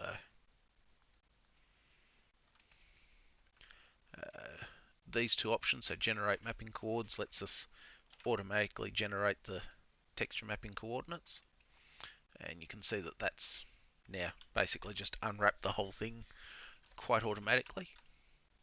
The problem comes in that sometimes it doesn't put the seam where I want it. In this case it's actually one polygon too far over, and I'm lazy, so I just do this. It's easier than trying to redo the texture mapping or anything. It's done all the hard work for me already. Well,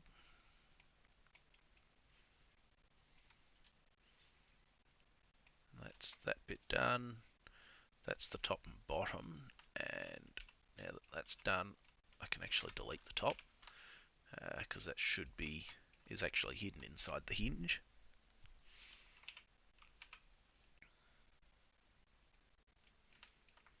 And as far as I'm concerned, the hinge itself doesn't actually rotate, or the hinge pin.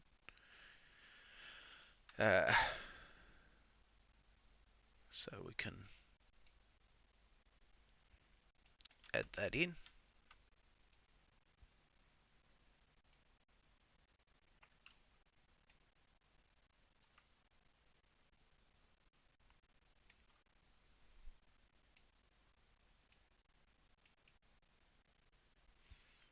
And I have a bit of an idea where I might be able to fit this in.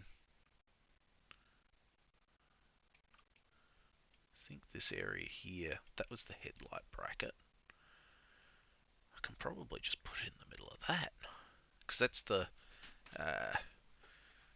from memory, that's this surface here, which I don't think, no, that's the back of the smoke box. So, I don't know what's inside here. Let's try selecting that. This one's even worse for having bits not on the model at the moment. That's not what I want. So the hinges are in there. There's not a lot of room left on the exterior model of this, unfortunately.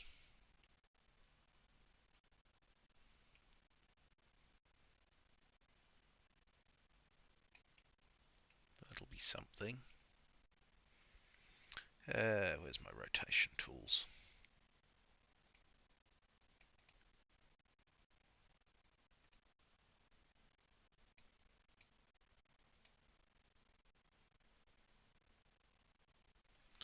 Oh, I'll just go like this.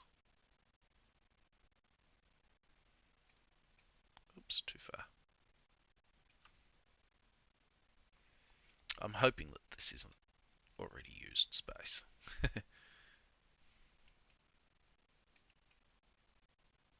Oops, that's not what I wanted to do.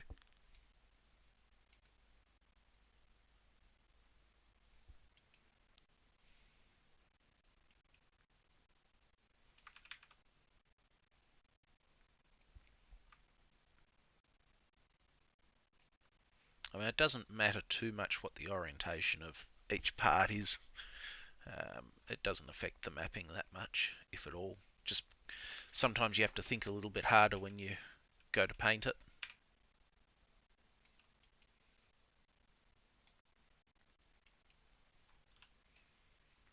And then this one, I'll see if I can do a little bit of trickery here. Don't need the bottom of it. see what poly unwrapper can do with it. Well, that's not what I wanted. We'll do a flatten, and then it's a bit shonky, but it works. Go around it like this.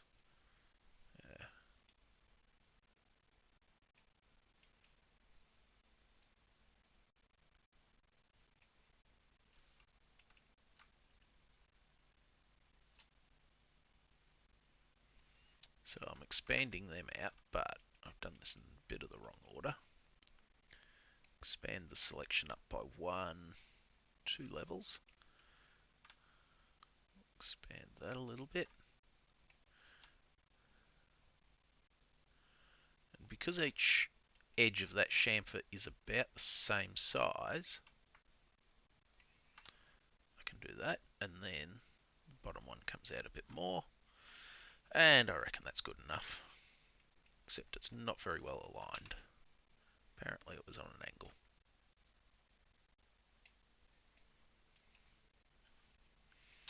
Let's try that again.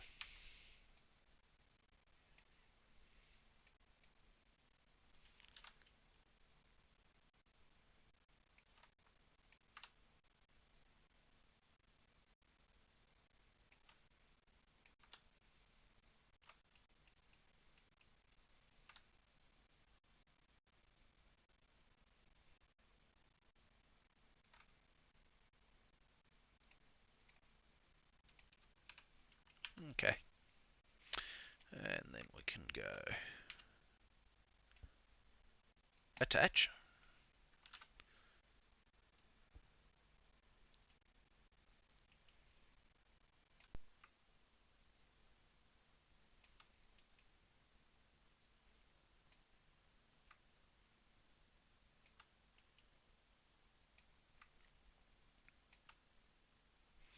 Well, at least it keeps it all with the hinge components and so on, so that's good.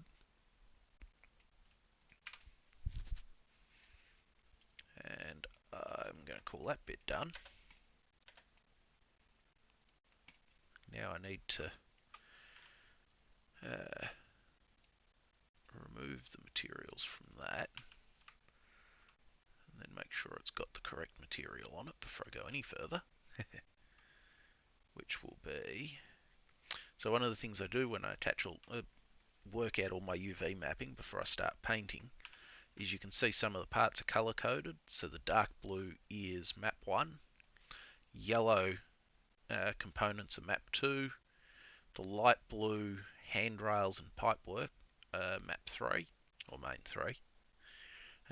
And then some of the other components that are sitting around, like the headlamp, might be whatever color I made them when I made that part.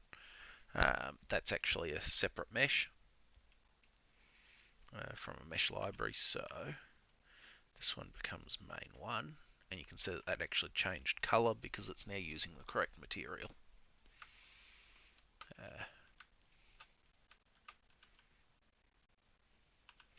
So these are already mapped, but I don't know how well they're mapped. And they're sitting in the middle of here. That's helpful.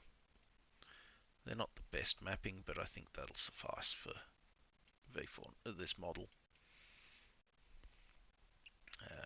The main thing is to find where I can put them.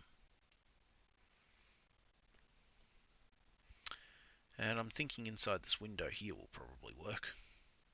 Although, no, that's used by something else on the later model. Keeping track of where everything goes is a pain.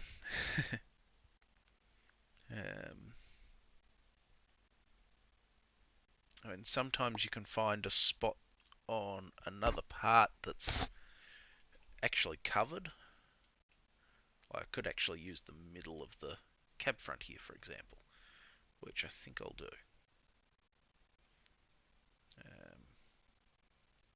It's a bit of a guess, but I'm pretty sure that area is covered by the firebox. And they really don't need that much size. So I reckon that'll work. But to make sure that they bake, So even though texture maps are 2D, you've got side to side, top to bottom. So the side to side is the U-axis. In 3D, that's the X-axis. V is top to bottom, so that's similar to your Y-axis. But then you've got, it's technically a 3D space in that you have a layering order, and that's actually the W-axis. So that would be like your Z-axis, but you can't actually rotate a 3D view in it. But because it's sitting on top of the cab front, I actually need to bring them up. So I bring it up to say 0.5. It's not necessarily accurate, but it'll help it do a better job. Um, it just lets you sort of layer it the way you want. And we've got one last part from all this. That's this one. It was texture mapped on the DD class that I copied it off and then modified it. But because it's been modified, I'm just going to remap it. But I need to do some poly cleaning first. So the hidden polys, so the ones pointing back into the smoke box, for example, or back towards the smoke box, they can go. These edges aren't needed, and neither are these four vertices, so they're all gone. Now that's pretty much all I need to do there. You can see that it has a bit of a joggle in it, so it steps towards the door a little bit. Yeah. So we go open. Let's see if it will do an unfold for us. Yeah, that worked. And then we'll see what happens when I do this. I don't really need to do it this way. That may be a bad idea. It's going to take up a lot of space, but I think I'll keep it. Then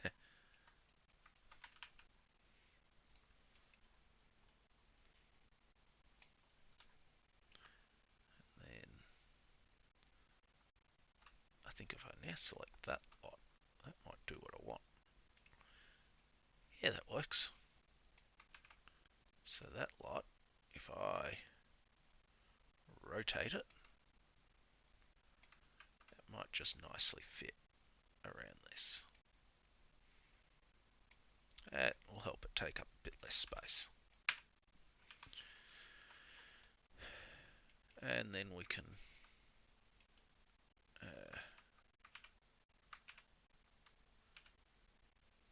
attach it to this one again. Unfortunately, the more detailed you make the model, the less space you actually have to work with. And now I can't find that part. Where are you?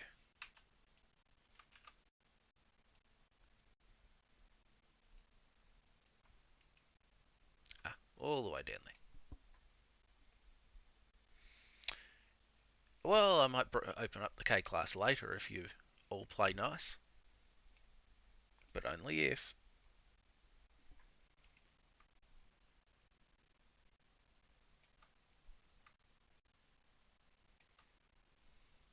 Could be worse, you could be asking for a B class, but I'm not Dan.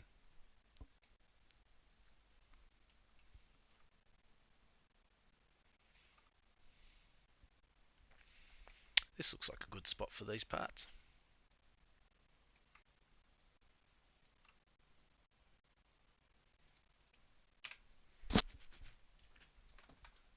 So the only other part for the smoke box that that needs mapping is this, and I think that's going to end up on texture 2. Now it is already texture mapped, but I'd like to make one little improvement.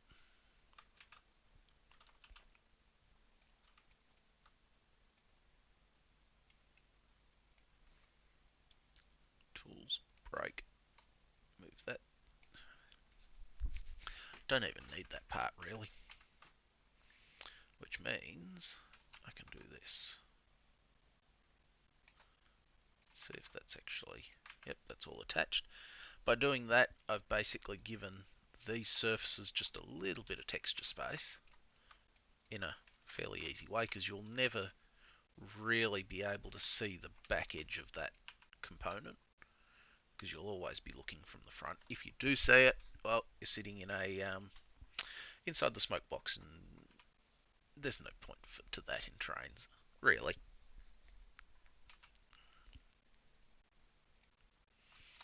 So we'll select the main 2 texture, apply it to that one, select the main 2 mesh, which is our yellow one, because I'm hoping there might be just a tiny little bit of space for it. I think I've deleted a surface inappropriately. Yeah, okay. Undo. And I've run out of undo. Nope.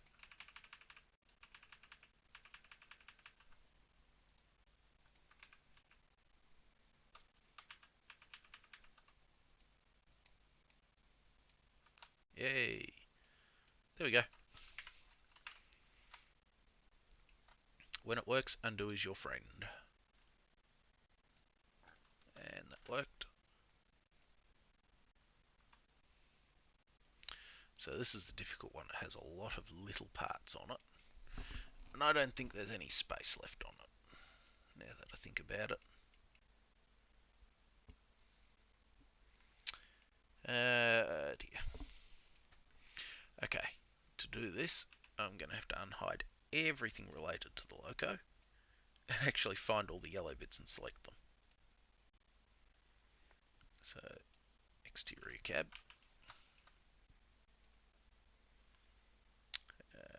brakes, front door, window, door, regulator, reverser, roof vent, sanding lever. Apparently I found space for that on main too. Windows. That's all of them. So we can actually go select by material, select. That's literally all of the visible parts using that texture. And that uses main 3, I think. Let's just confirm that. Yep. Okay. Cool. That's all doing what it's meant to. Apparently there's 27 objects selected. And you can see that this is a very, very full texture map.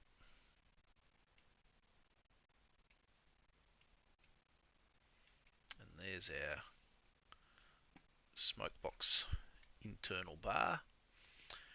And I think I found a spot. This looks empty. And there we go. Sometimes you're lucky.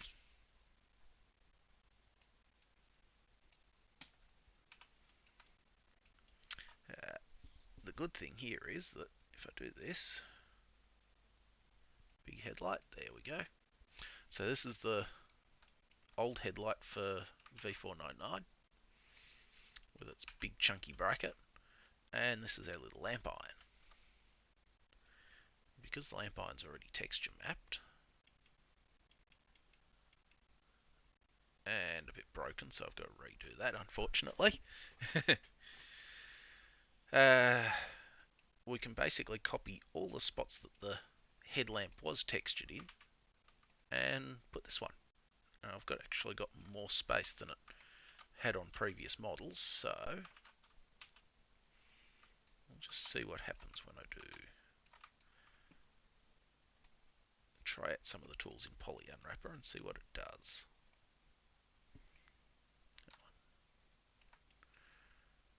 Ooh, be nice if it's straight. arrange, transform. Is there something that I can use to straighten that? Oh, that's cool. That's actually what I want. Sort of. Not really. What about that one? Oh, that's even worse. What happens if we do that? That's even worse again. Dear. Oh, well, we have a simple solution here. We go down here. That one.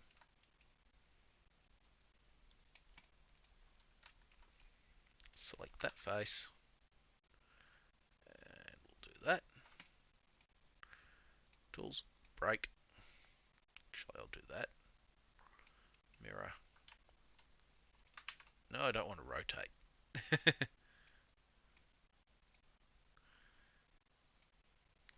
so just working out which way it's sort of sitting. Okay, so it's that way's that. I kind of want that the other way around. Now, do I have a rotation tool? That one.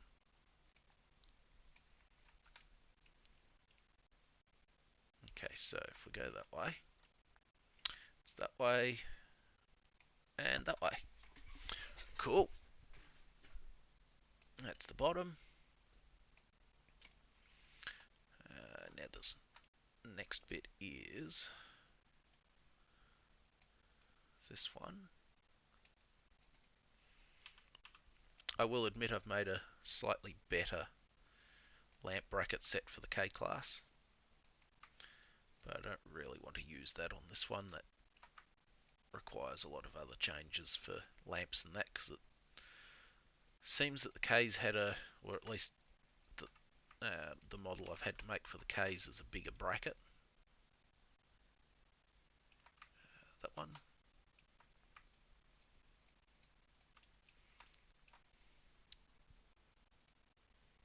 Oh, that didn't work. Nor did that. Where's my... that one. That worked.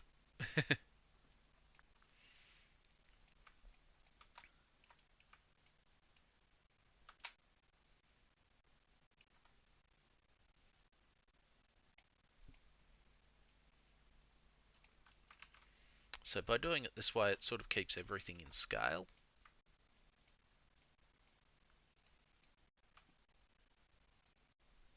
This one needs mirroring.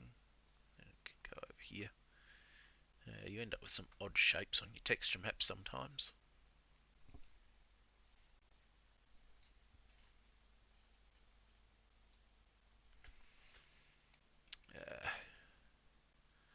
And then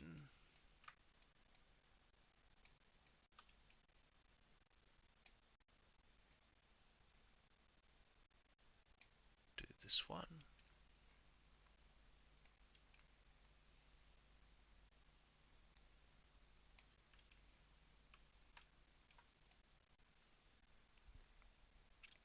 Certainly nice when you end up with a bit of extra space to work with on the model or on the map. Each time you model something and then texture map it, you'll find that you'll be getting better at using space more efficiently, and then you'll find that, oh, I've run out of space because I've got too many parts. It's going to be something I've got to keep an eye on with the K class, that's for sure. Okay, that's got to do... there. I like to keep, so where that surface there runs onto that one, I try to keep them oriented the same so that when you put texture over that surface, it blends in with the next surface up. Try to keep it, try to focus on that from the direction that you're going to be looking at the object.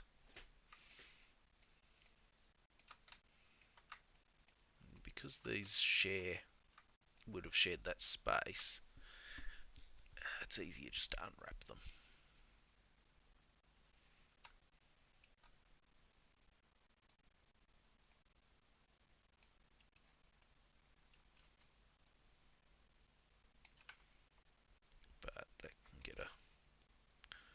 little bit of a smaller area, I think. Make sure you're still selecting the right part.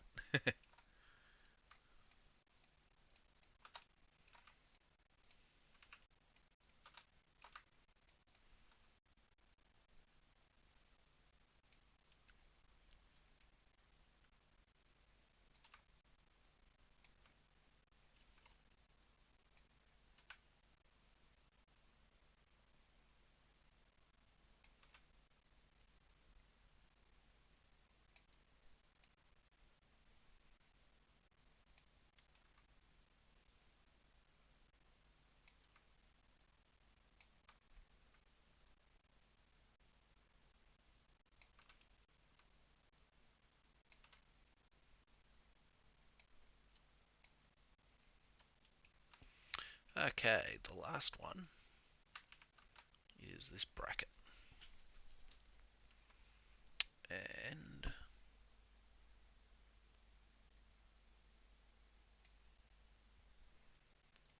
do it that way. Because the most obvious part's actually the bottom,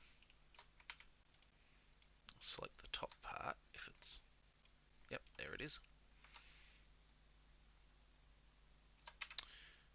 Actually, so sometimes you need to get a little bit creative when you do this sort of thing with your texture maps. And we'll just do that. Then that one again. Move it off to the side. Just shrink it down first. Actually, it doesn't need that much space. That'll do that. And I have a gut feeling I have to mirror that. Yep.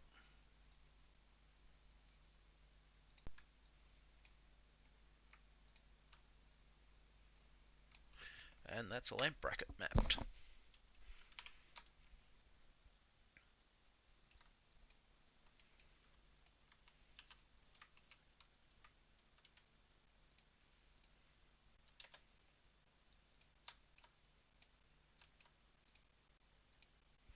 There we go. So what I'll actually do is I'll select these two.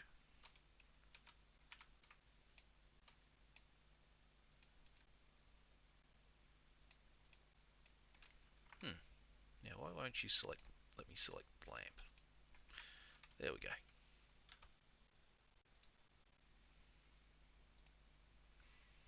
So because I'm trying to use the same texture space,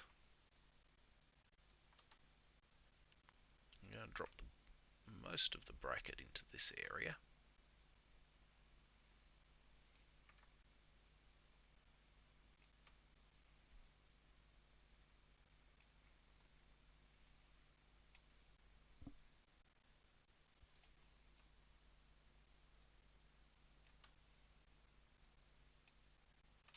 Actually, I'll size it first. I think I've mentioned it before, it's always a good idea to try and keep all of your texture map to roughly the same scale, unless it's a part that just doesn't need a lot of space. So for example, anything with bolts and that on it, try to keep everything to the same scale so that unless you need more detail in a specific part, that way when you look at them within trains or what have you, it's less obvious that they're part might have more detail than another. It's good to try and just keep that as inobvious as possible.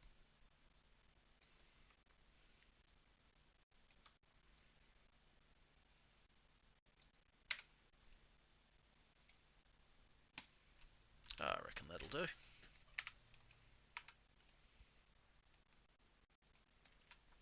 That looks good.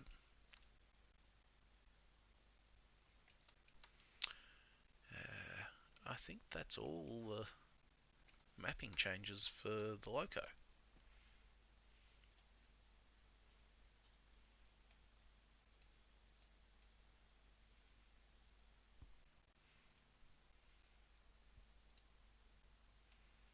So just check, did I update the... Yeah, I did finish the rear bogie, good.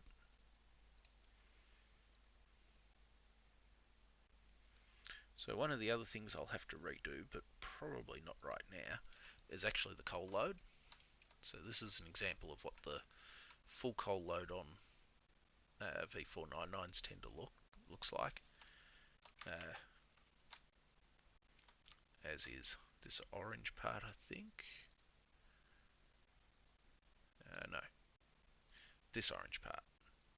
So if I hide the two of them, we can see the animation for the tender here, which is 561 frames. You can see that it actually deforms through the animation, so as to look like the coal being used up over time.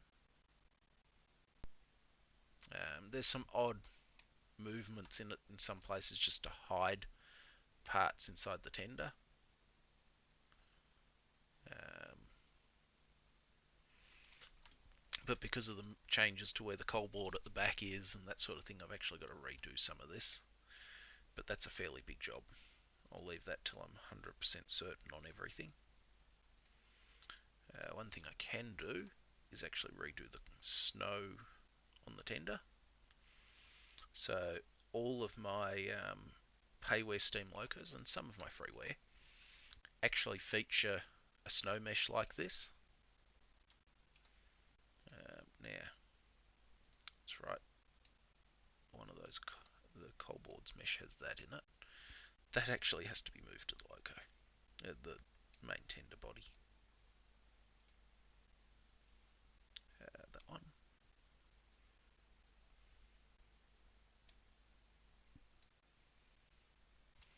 So the only real change, and I hope this will work, although it might make a total mess of everything, is these parts just have to be moved a little bit. And it's making a total mess of everything. Of course it is.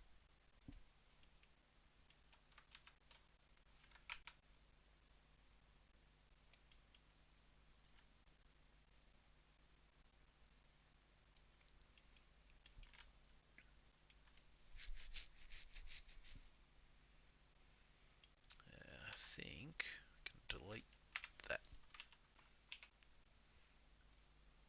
that bit, move that forward. I'll just drag that all the way down there.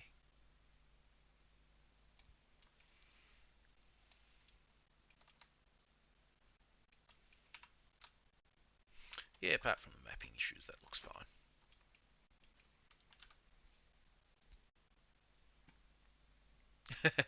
Yeah, okay, that made a real mess of the mapping. I'll fix that up later. Apart from that, oh, I have to move those bits.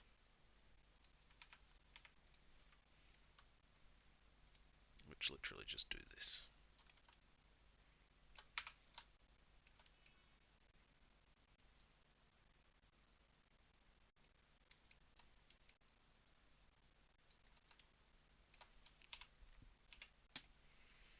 That's the snow done.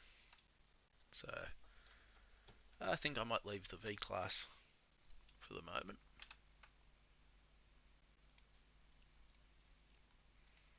And we'll jump over to slightly bigger VR consolidation.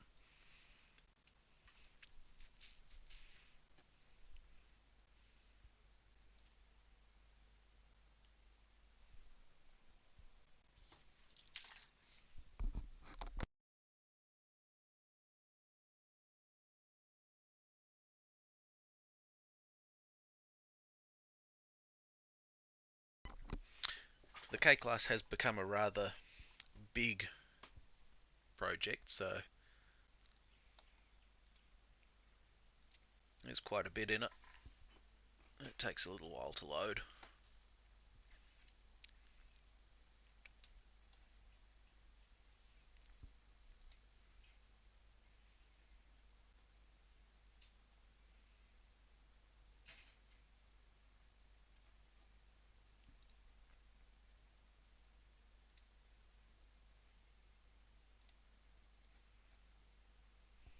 There we go. So you can see the cab here, which I've placed on the loco as much as possible as... Hi John. Yeah, so cab's placed as accurately as I can.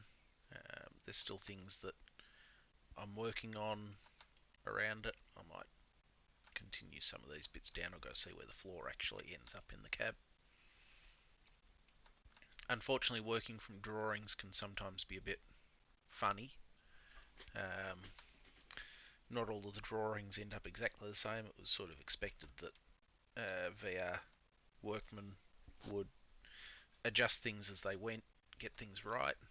Um, as you can see, there is a lot of detail in some of the parts here. At the moment, the loco alone is about 200,000 triangles. There is a lot of detail still to go on it, but one of my aims is to make this as detailed as I can. You can see that the safety valves are fairly extensively modelled on this one, but a lot of that detail can be removed in a fairly early LOD without it being obvious. There's a lot of details on this version that will change in later versions of the K-Class, so this is primarily a pre-modified front-end K, but there are some components so far that have been modelled for other variants. But you can see that there's some things that have been modelled fairly detailed so far. But thankfully different versions will add and remove different details that are here. The system to open the ashpan dump. So these 3 units here have a trapdoor that I haven't modelled, but it's would be there, operated by these rods back to this cylinder. The cylinder basically pulls all the doors towards it, allowing the ash to be dumped out onto the ash pit. Later versions have this mounted through a crank and all sorts of other things, so this part's only used on the early versions of the K. Brake rigging's pretty well the same across the class. There are differences, but probably not worth modelling. The sanders do change, and as I said, the suspension changes. Valve gear doesn't really. There's possibly some small changes, but not enough to really worry about. Tail rods can be taken off and replaced by a boss that would go in the middle. I haven't modelled that yet, but I'll get there. Of course, it'll have an electric headlight later, different chimneys. This one's modelled directly off the drawing. It's about as accurate as I can make it look. Same with the dome. The dome's modelled directly off the drawing, complete with the nut on the top. Next step is to start doing the windows and door frames and that inside the cab. What I might do is, because I haven't made any changes here yet, I'll actually pull up the DD class model just so that I can have a look at how I did the doors and so forth on that, because effectively they share the same cab, except that the driver's side on the K has a window instead of a door on the front. Of course, the VR had to change which way the window opened on later versions.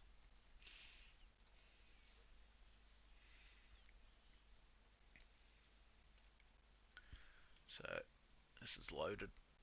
For some reason I saved the last save of this with an empty screen. But we can see basically on the DD you've got a timber frame around the door that actually holds the door on, with the steel sheet cut out for it. everything's much the same on this as the K class. I'm tempted to actually see if I can just copy that across. Things that can save a bit of time are never a bad thing. Same with the gutter, because I'm pretty sure that's the same on both.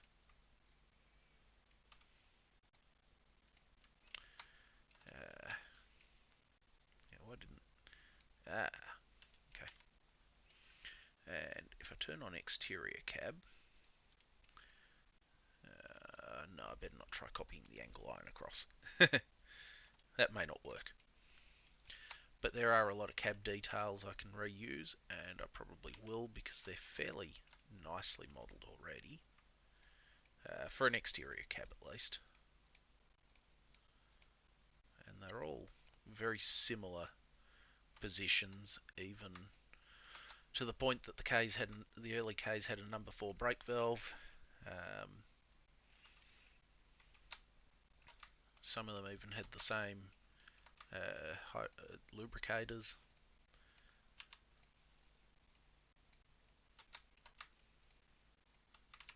I don't need that part. I don't really need that one. Before I go too much further, I'll unhide the regulator. So all of this is only for the cab on the exterior model. The interior would have a much higher detail version of these components and more. But because they are so standard to VR Steam locos, a lot of this I can just copy, and then when I do the cab view, I'll probably end up copying the DD classes cab and component by component rebuild parts so that they're higher detail. But I don't think it's really as essential for the cab view to have to make everything new in this case. Although some of them I probably will over time as I build the project up, replace parts. Just because sometimes newer parts end up looking better, I can do a better job on them.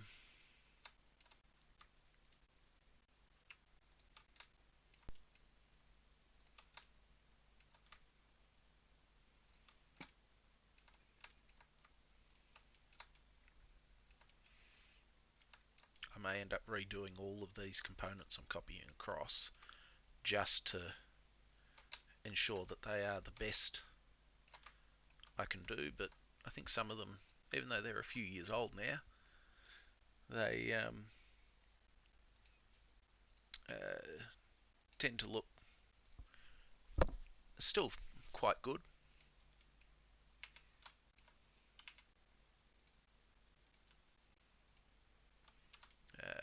Early locos on the VR had a straight regulator. They later had this short handle curve around and up. Um, Even the original Ks had the straight regulator, as far as I can tell, so I can copy that across. I won't copy the stuff for the reverser across because that sort of needs to be made new. I need to make a whole new air compressor because the K classes came out with what's commonly known as a D-type compressor.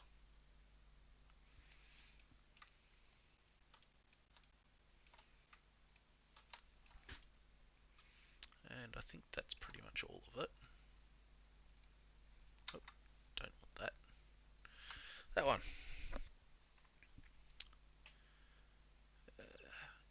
K-class.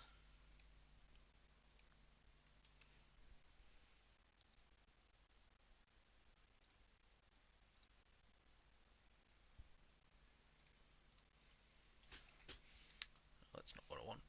There. Don't save. Go back to the... No, don't delete. Go back to the last one.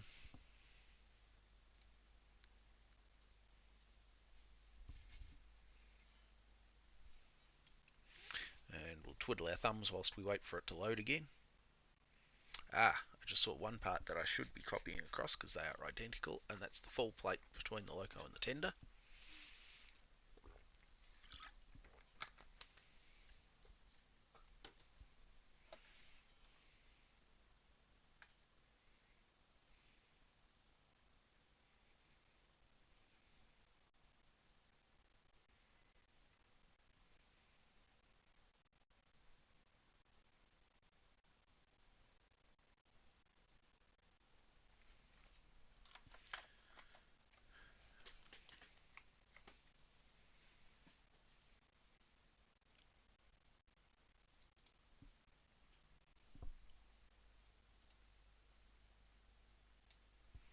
And there we go.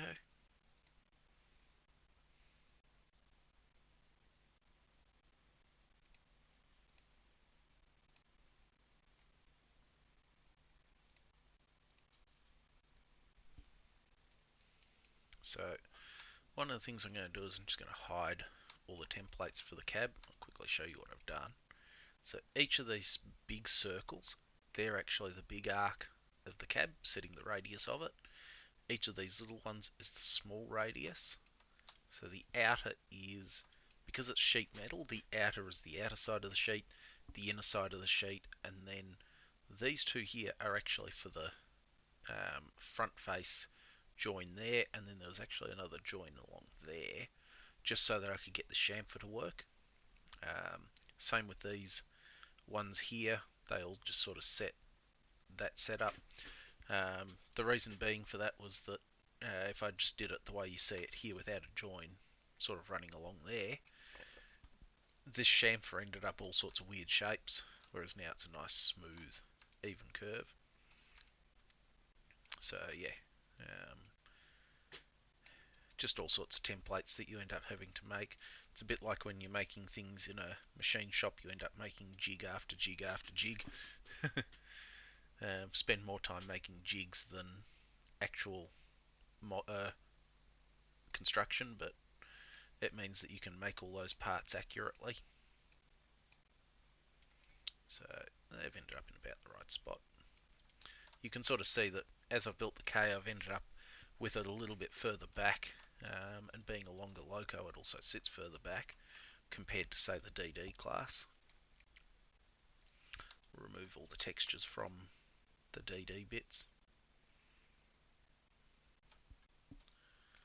So I don't know if that's all lined up, not really. That's about it. Looks like the firebox door is sitting too far forward for some reason. Don't ask me why. I don't know.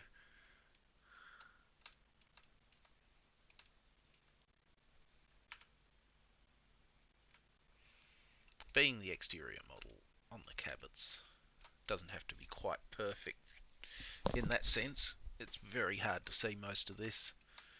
I'm going to delete all the pipework off the number 4 because I don't actually need that. I don't know offhand exactly where all these parts sit. I'll come to that later. They're just here to sit in the model, as it were. You sort of rough. Sometimes you just end up roughing things out. I have got a layer with lots of drawings in it, more to come. You can see the general arrangement in here. I had a message from a friend earlier asking how to put a drawing in, so it's probably worth me quickly showing you. Excuse me. I'll start off with the funnel here. I'll just copy this up here so I can show you. We'll delete the edit poly, and what I'll do is basically you pick two known dimensions. So I'll open up the UV editor so you can see what I mean by that. Not the checker pattern, the chimney. So we know off the drawing, say the diameter of the chimney or the distance across it, and we also have the height marked. Now where did that height get marked? There was a marking for it. Here. So you've got the height from this mark here up to the top. So I've created a plane. If if I go to here, of those dimensions. You can see the drawing is just sort of pasted onto it. The unwrap UVW then gets used to make the correctly dimensioned part of the drawing, or the part of the drawing we took the dimensions from, to a flat plane of those dimensions, so the height of it and the width of it. I then add an edit poly modifier, go to vertex mode, make sure preserve UVs is selected, and you'll see that as I stretch it, we actually end up with the rest of the drawing appearing without stretching any of the drawing. So it's remaining reasonably accurate. I can't say it's perfectly accurate because I haven't checked it that closely. The rule with drawings is you can't rely on the drawing itself to be perfectly accurate. It's basically a guide to show you the dimensions. But that's for real world creation. So in the sense that you would, if this was a machined part, you would be taking the measurements and machining it to those measurements. I'm pretty sure these are a casting. It probably says it somewhere around here. But basically for 3D modeling, you basically take the drawing and you go, okay, this is the size of it. I can work from the drawing itself and make it look how it should, and you can double check the dimensions on it to check if it's what you want. And there you have it. And literally that drawing, if I move the chimney over to it,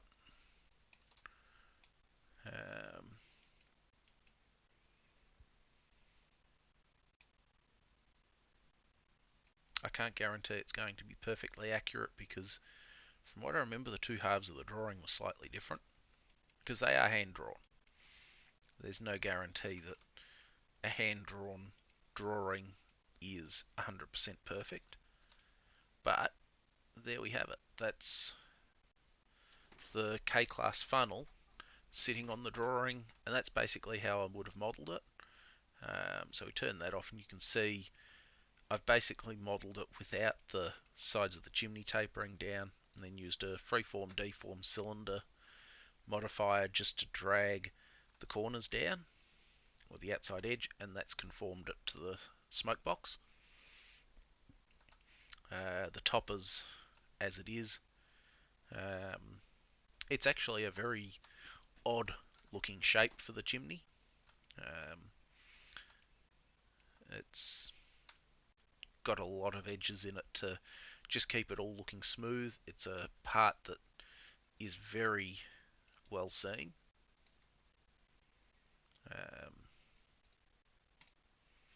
So I'll delete that. But that's just how the drawings get placed. You can see I've got things like the drawings for the footplate and valances, which I did a little while back. I don't even know what this part is. That's, I think, that's actually this valve stem guide here. We've got the back head, so that shows me roughly where certain parts on the back head will be, or around it, plus exactly where parts on the back head itself will be.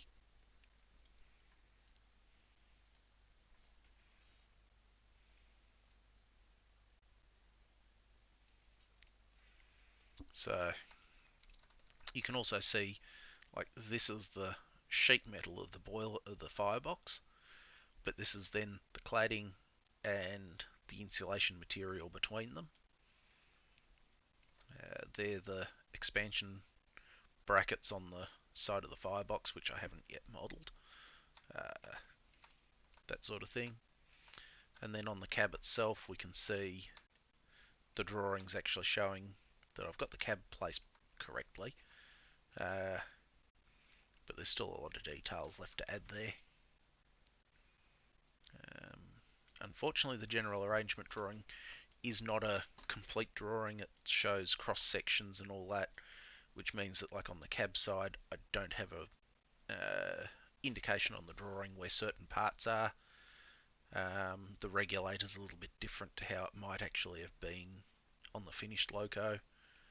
Um, that sort of thing. I know on the lamp bracket shows a second bracket on the front, which I've not seen in any photos. Same on the bottom lamp brackets. Certain things on the general arrangement haven't matched the uh, component drawings, so somewhere between the general arrangement being drawn and the components being drawn, things have changed, or the general arrangement was drawn off an estimation or things like that. So there's a little bit of work required to get things right. You can see the drawing here for the cab itself. Um, I've still got to cut the roof vent in. One of the things here is that I am making sure to clone the cab, so you saw the one floating up at the drawing here, or where the drawing actually is now. That one, I've only hidden it. I can come back to it later so that I can cut the hole in for the roof vent, but I can also keep a copy of that and cut in a hole for the later fixed roof vents and things like that. You can see the hinge for it, all sorts of details. There's even a bracket that's actually to stop it from opening too far. Our floor plans, seats, even the connecting rod and the handle for the whistles. One of the things you'll notice is that on this one the whistle rod just comes straight down to a handle, whereas later on those handles were modified to then come across. So it's just another detail that I'll have to model between this and a later series K.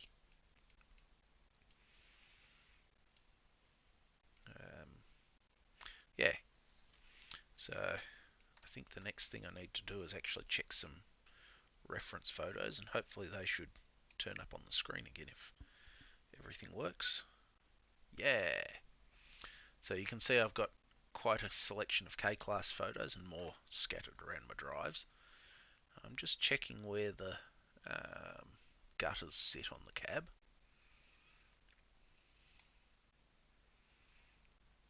Actually, if I go this way, I think I've got some high res. Yeah. And you can see that there's still a lot more detail left to go on the K-class. A lot of things that I haven't modelled yet. The version I'm modelling is kerosene lit, so it's actually, what I've got right now is literally what we're looking at on the screen here, minus some of the missing details. Kerosene lit, screw link couplers, but fitted with 5-chime whistle. I'm going to produce a version of that, a version that's backdated slightly, if I can find the picture. Nope. Is that it? Nope. There. So this is K100 as they were first built. Kerosene lights, screw link couplers, and a peanut whistle. It's basically the same whistle as on G42, or very close to. Close enough to say similar. Another photo of 100, this time with an AA. Or is that 101? K101, sorry. And then the second last version of the Ks that I'll do, the early Ks, sorry, third last. So we've got the peanut whistle kerosene lamp, 5-chime with kerosene lamp. I'll do electric lit auto couplers, 5-chime whistle. There were 2 versions of the Ks with electric lighting. As such, you've got this one here, which I'm pretty sure has a Stones generator on the firebox, and then the alternate was a Pile National generator, as seen here. I'm not sure if I'm going to do the 2 versions of the generators. It's a lot of work. I have got the reference material to do it.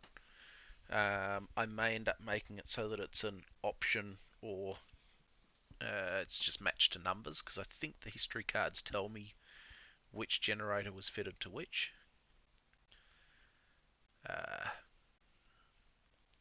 And then the actual second last version of the early K class that I plan to do, I have a photo of it here somewhere. Uh, looking for it.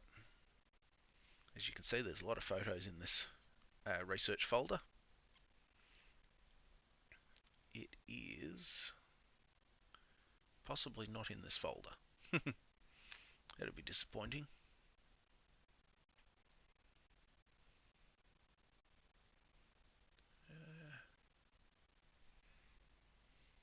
It's the annoying part. You know what the photo looks like.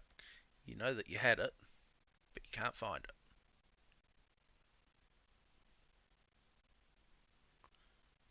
Um,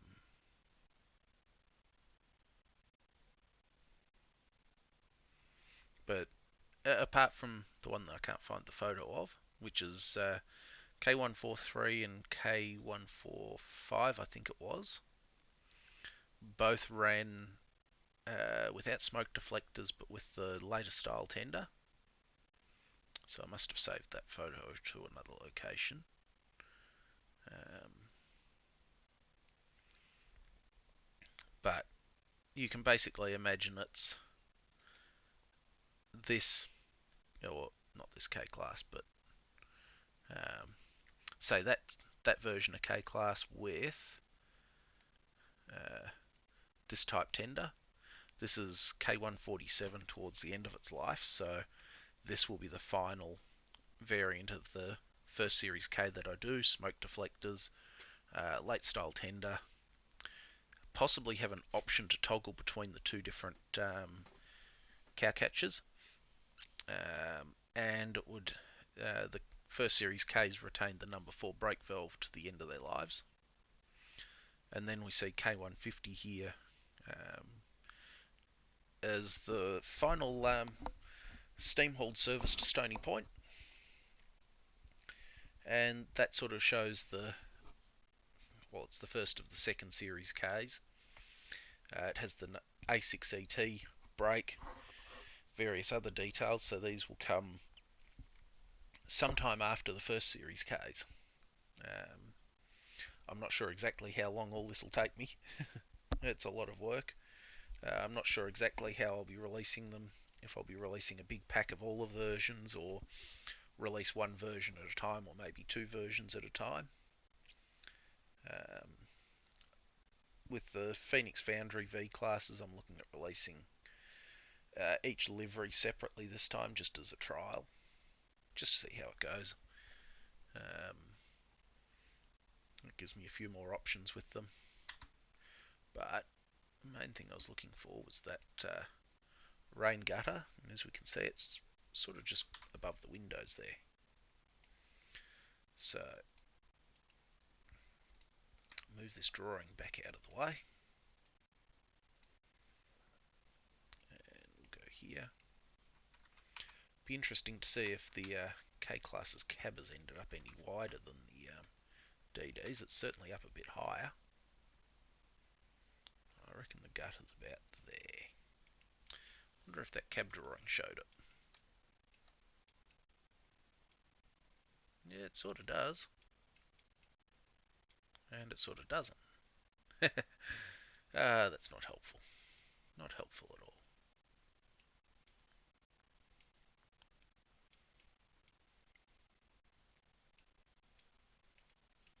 Oops.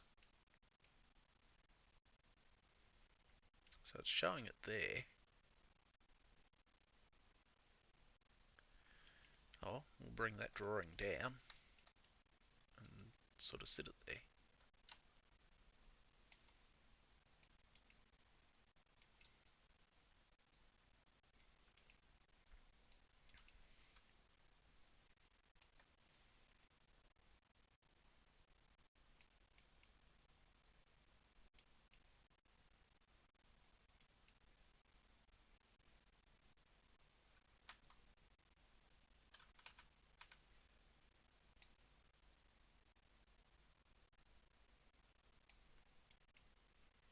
Okay.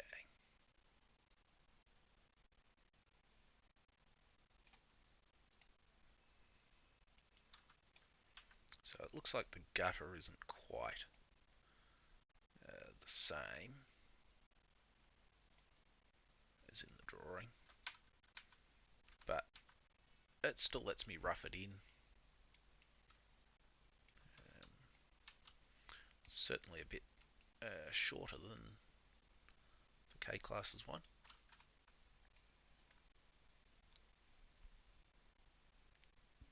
And I'm pretty sure that goes all the way down. Nope. Okay, it ends somewhere about there.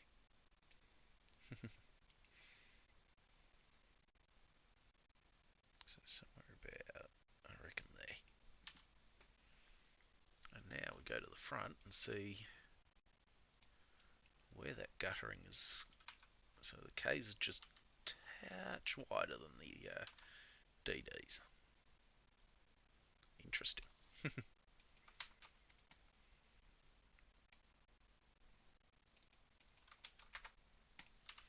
But that gives us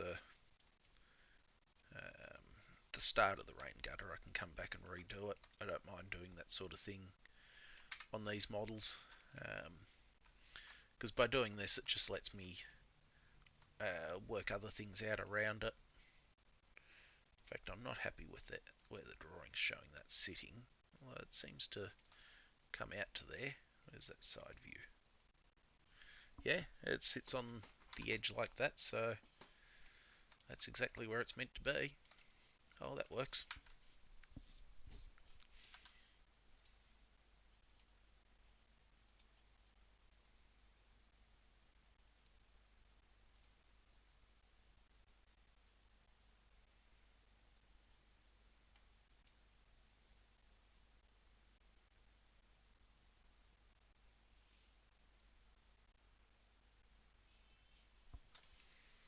So I'm happy with that. The other part that I bought in, of course, was that door frame. So let's see if that actually... No. I know that the DDs are a lot shorter in the cab. You can see just by just how much shorter the cab of the DD is compared to the K-Class here. They have a higher running board, because that's where the running board comes up to on the cab of the DD. And then that's basically how much shorter it is than in the door. I think from the door to the top of the roof is also shorter. So what I'll do is I'll use that as a reference to make a new door frame. Although I'm probably just better off using the drawing in all honesty. If it has it on it, yep. So you see I can basically just copy that. I'll just drag that down. Unless I've got it in there, nope. The one thing is that the drawing is actually drawn from the rear looking forward rather than the front. So I have to mirror it, which means that all the dimensions drawn on it are mirrored. I'm going to push that one out the back somewhere.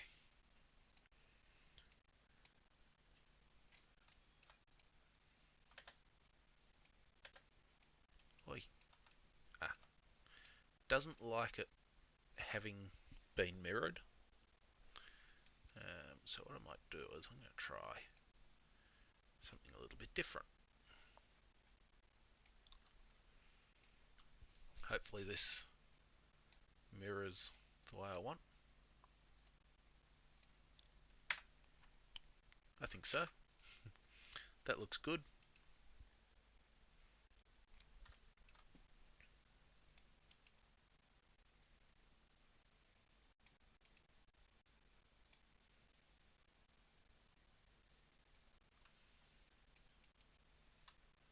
So I'm actually going to go edit poly.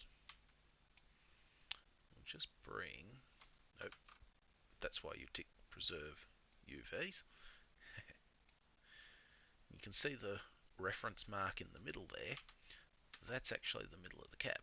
So if I bring that up to this green line, which is an attachment point on 0, that's now centered. I can then bring it down until it's sitting basically on the cab. You can see that the cab isn't exact to the drawing because the drawing itself doesn't match the measurements that are given on it. That's something that I mentioned earlier.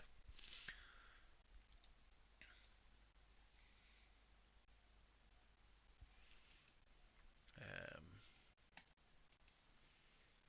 Now, so that I can make that door frame, we'll bring it forward and I can start building on top of the drawing. Thankfully, it's a fairly simple shape, in all honesty. Um, but what I will have to do, and unfortunately, I'm not sure if the drawing will appear. Let's see if I can make it appear. We go to K class, cab awning. So I'll set this up so that it captures this window as well.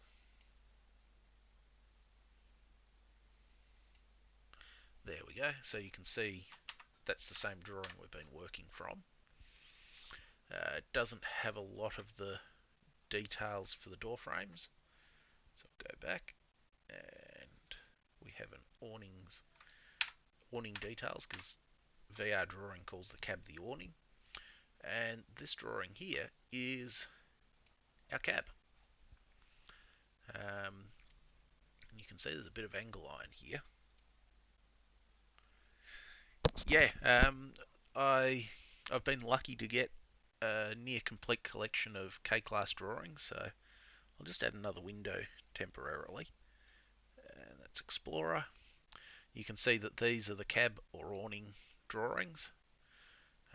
Boiler drawings, there's a bucket load of them. Brakes, cylinders in motion, some of these are really nice to look at. So I mean, here's the drawing for the cylinders. Far too much detail for what we're doing with trains. In reality, just the outer shell or the cladding and a couple of bits and pieces that stick out of it are modelled. Certainly we don't need to do the connection for the blast pipe and stuff like that. It's not so much good connections, but just there's groups of us that have been collecting drawings from friends, people we know, we've been getting copies of drawings, that sort of thing, who have people have been kindly sharing their drawings that they've obtained. And in the last couple of years, we've built up a group that is actively sharing drawings for modelers, model engineers, and in a few cases, heritage groups haven't had certain drawings, and those of us that have got them have been able to share. So it's been good. And people will know that I've already built a K-class for trains once, and you'll be able to see the total difference in the detailing compared between them. So I think this drawing may or may not. Well, there's the rain gutter. um, but you can even see the oh, it's running away from me. You can see the armrest that they have on VR Steam locos. My overall K-class drawings, I mean, you can see that there's other stuff in here that I've received, is 1.63 gig. There's a lot of detail there. The J class is 316 meg, R class 2.17 gig. I mean, they're all sort of set up the same way. We've got the cab, so things like staff exchanger. These are all, where possible, original VR drawings. I'll just go back to, just so that I can keep flicking back for the photos. I'll bring Faststone back up and just get it back into thumbnail mode. You can see that I've got a lot of folders for different research projects. Not all are for trains, although hopefully someday most of them will be. There's all sorts of things I can make in the future. Don't save. But back onto the K, so working off this. I'm not even going to put this into trains because I don't really need to, I don't think. I know that... that's interesting. That side's a hard edge, that side's chamfered. How interesting.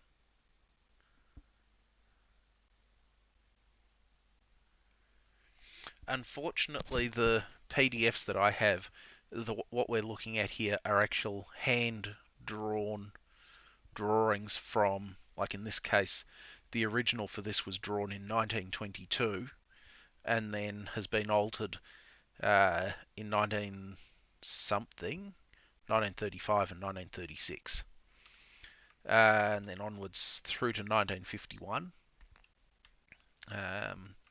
So it's not a scan of the original 1922 drawing, but it's a scan of the alteration drawing from later, but still hand drawn. So sadly, no vector artwork, but the fun part for me is that I work off a hand-drawn drawing and effectively I bring it to life. It's like a model railway model that brings to life a hand-drawn drawing in a physical model. But the one thing I'm curious about is if the door frame is actually rounded on both edges or not. That seems like an odd thing to not do. I mean, it's not rounded on any edge on K190, but that's the window frame. What's that drawn as? Do we even have the outline of the front window frame? Yes, we do. No, that's the door. That's the window frame. And on both sides it's rounded. So why K190 has chamfered edges, I'll never know. Can't see it. I can't see it clearly enough. And that is just a lovely looking K-class, K183. No, I mean technically they had computers back then, but they were mechanical. I think they had mechanical computers in 23, 22. But they wouldn't have been much good for making a drawing. Not clear enough. Unfortunately, this is one of the issues that you face with photos and so forth for steam locos, is not always are the photos clear enough. But now let's see what happens if I do this.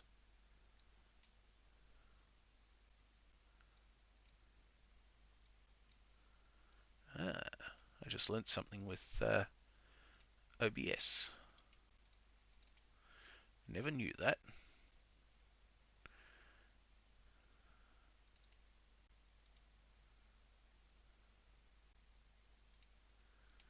Let's try.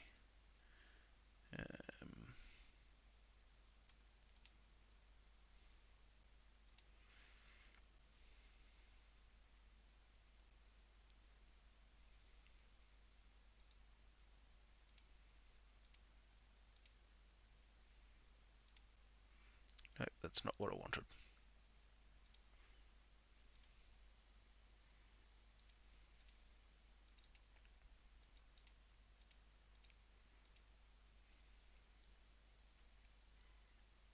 Now that's cool.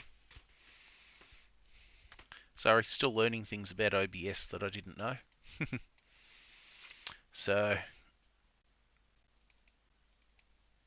oh, that's a nice photo at Witchy Proof.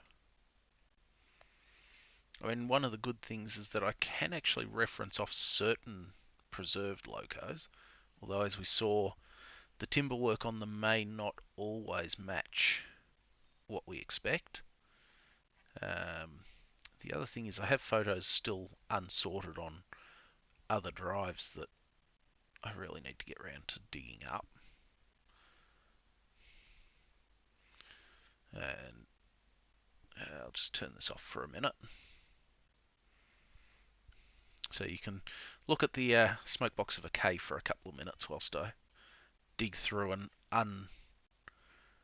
unknown pile of saved photos. I might just transfer all these K-class ones to the right folder.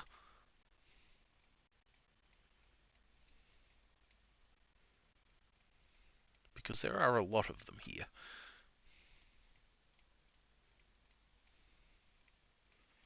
Some of them look like they could be very useful. If only they were in a place I could find them easily.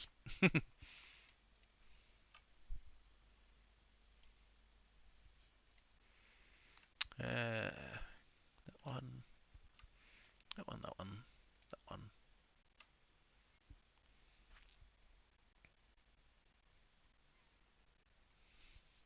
Well, they weren't K-class photos, that's for sure.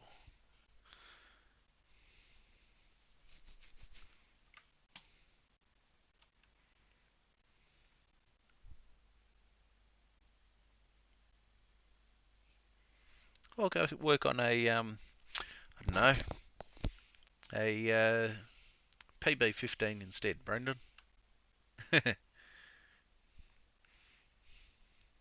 Maybe convert it to broad gauge.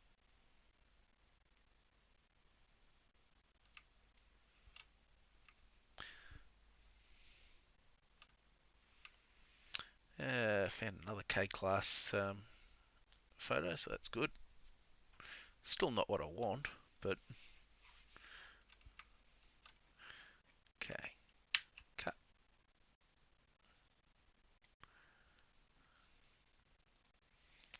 But it's always good to have them all in. No, that's a little bit narrow. 3'6" is just a little bit narrow.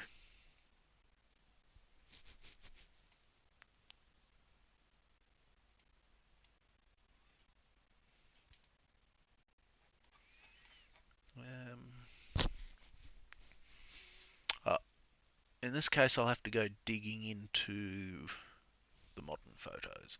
And who knows what folder that's going to be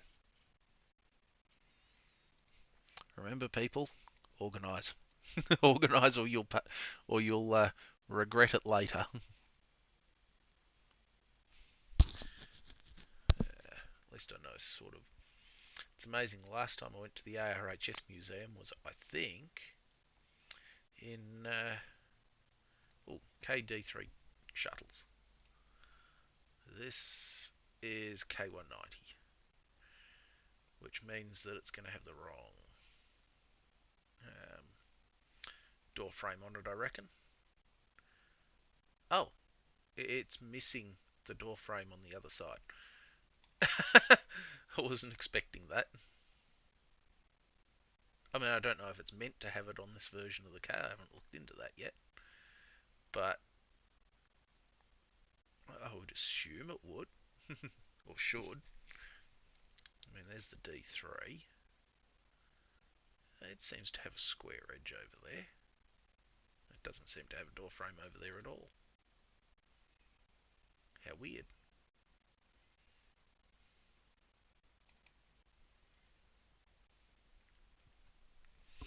But like I said, non-standard locos. On the other hand, we might find K153 is the same. Ha! Huh. Yeah, so these folders I'm in at the moment are all photos I've taken. This was for a trip I went up to Castlemaine and then Malden for a friend's birthday. We travelled behind K153, which hauled a set of very, very old six-wheel passenger cars. This one's a composite guards van and first-class passenger car. Unfortunately, failure of another loco meant that we were combined with another train hauling first-class cars instead of just having these fixed-wheel cars. That was quite disappointing, but not much we could do. But it was still a very good trip. I thoroughly enjoyed it.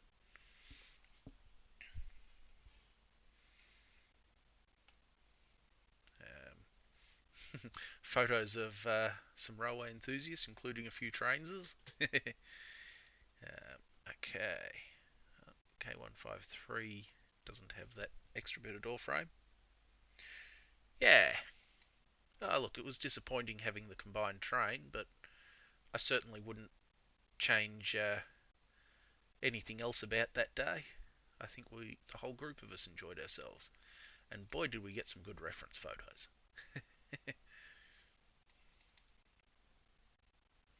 as well as some artistic shots like this one. It's nice to see a photo of a K running with the door open. It sort of makes me pleased that I include that feature on my trains models. Um, Now I'm curious as to if A2986 features that door. This is trip to Witchy Proof behind A2 behind an N class, and then a T and A2986. You can see the consist we had on the trip to Witchy Proof, complete with I think that's second person looking at the back. Yeah. So the A2 ran 10 to first out to Maryborough, and then the train got combined there, um, where the diesels led out. Diesels hauled the rest of the train out to. Oh, sorry guys. Let's see what's happening here. Wow, that's weird. It must be because it's a raw file. I have no idea what I've done to do that.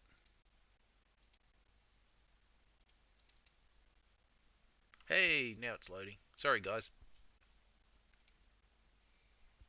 So, yeah, you can see. Yeah, that was a long day.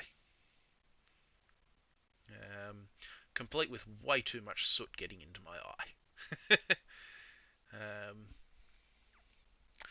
and you can see that some rolling stock found use after it was finished with the railways.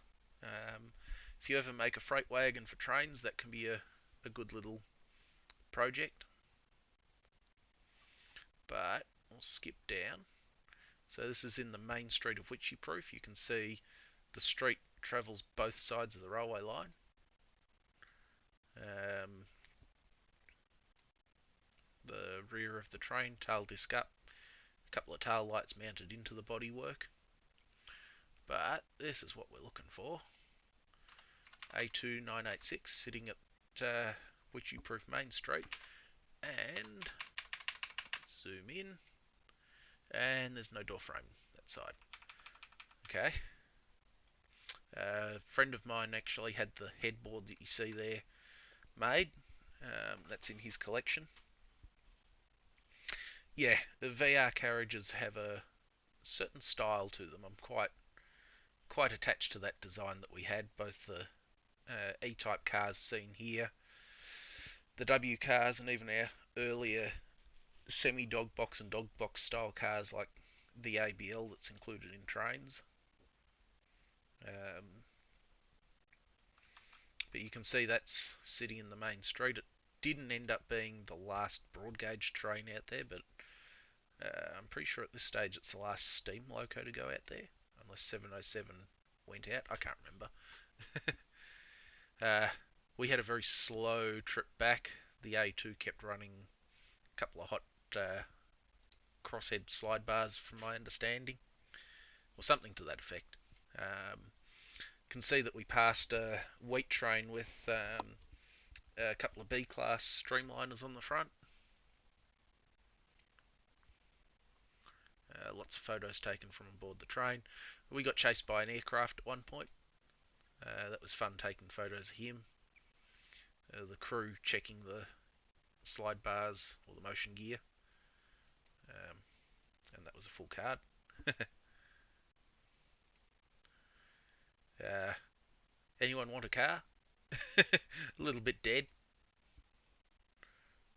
Um, and that was it for that trip, so that didn't help me much. Now I've got to find another. Steam Rail Open Weekend. Maybe that will help. Lots of photos of the first steam loco built at Newport Railway Workshops. Z526. Thanks, John. 707 has been out to Witchy Proof since that trip. I couldn't remember.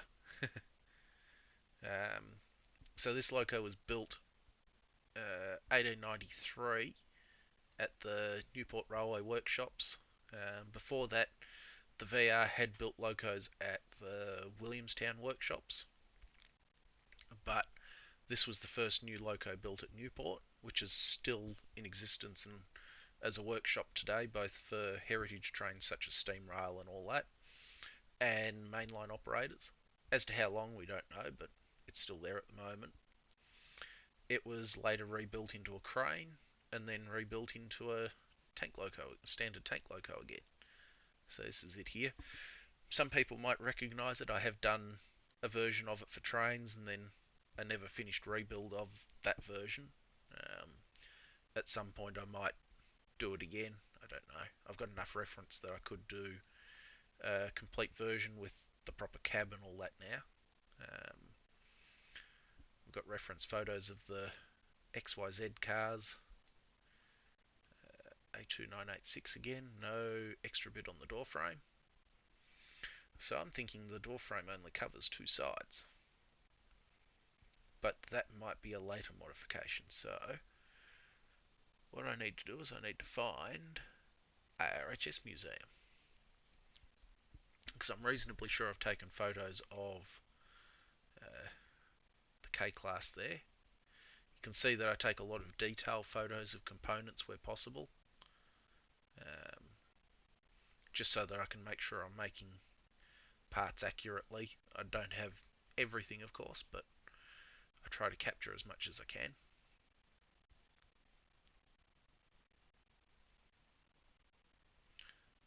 Here's a K-Class. That has a sealed up door. Okay, so at some point the VR must have sealed the doors up on some of them, because it doesn't look like an ARHS mod. Could be, but that's neither here nor there. So that one doesn't help me. So there's two more locos I can look at. Actually, there's few if I've got photos of them. The question is if I've got photos of them. One is that the C-Class, I think, should have the same parts on it. Or not the same, but very similar.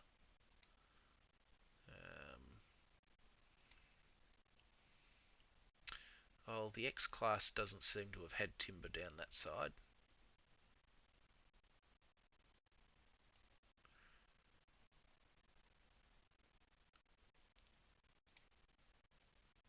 H220 seems to have a steel door. That A2 class doesn't. So it looks like the timber only covers two sides of the door. This is part of the challenge of modelling accurately, of course. Malden, that's K190. There's K192, of course.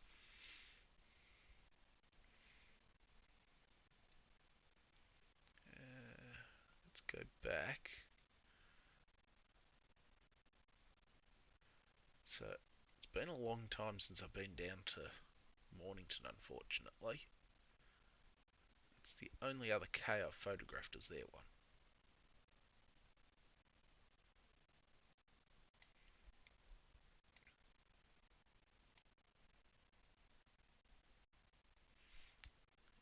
Nope.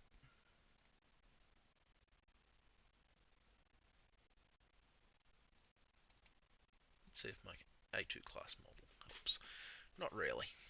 That just confuses matters more.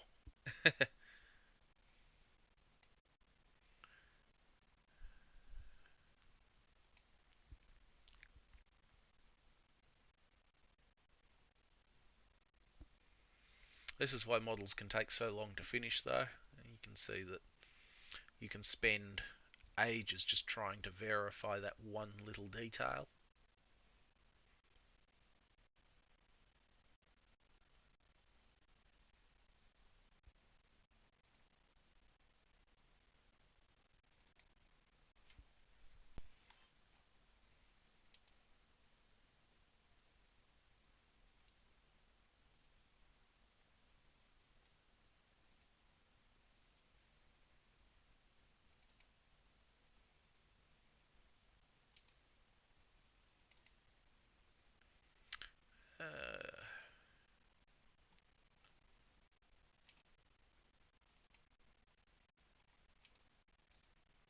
Sorry about this, guys. So yeah, that's similar Canadian red to what I gave V499. Um, it's meant to be the same colour, but of course they don't always come out the same. And the photos I have at Mornington don't show the details I want. Of course not. I mean, we have a K-Class cab, but there's not much of it there.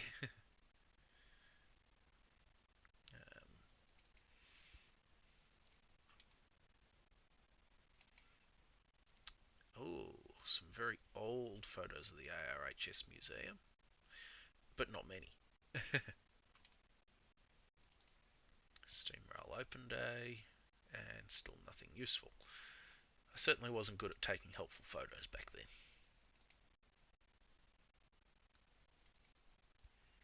D3, sealed window. Ah,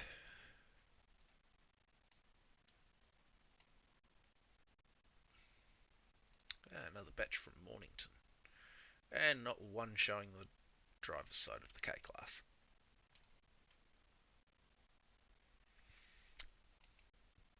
That one does. That seems to have timber on both sides. So that just confuses matters more.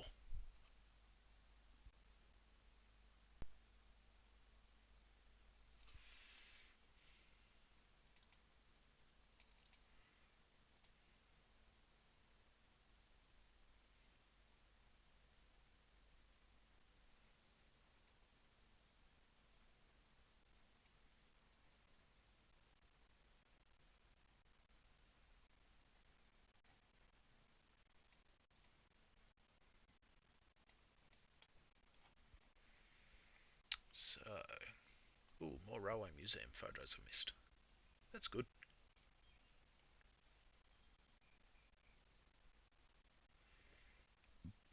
And guess what? Still nothing helpful. Apparently I took a bucket load of photos of an F-Class diesel cab, so yeah, interesting. I've got photos inside a K cab, so that's good. Who knows what other cabs? L-Class electric, not being made anytime soon.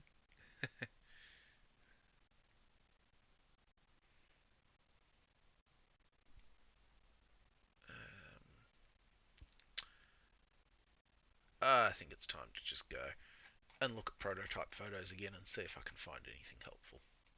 And maybe that drawing again. So definitely, where is it? The door definitely has timber on both sides, I know that, looking at that drawing. But it looks like they didn't round off this piece. But from the photos I've looked at, so you can sort of tell the estimation and guesswork that goes into this. Shut that folder and all them. And we go back to research projects, research files.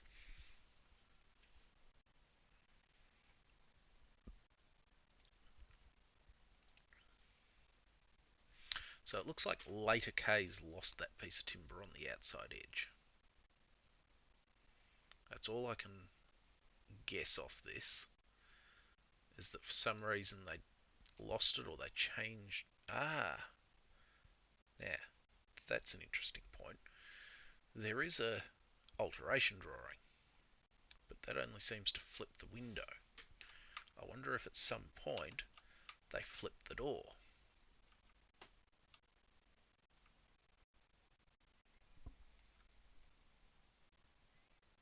That's that.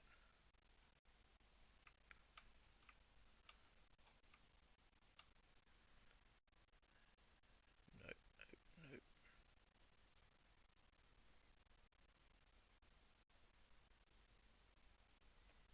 So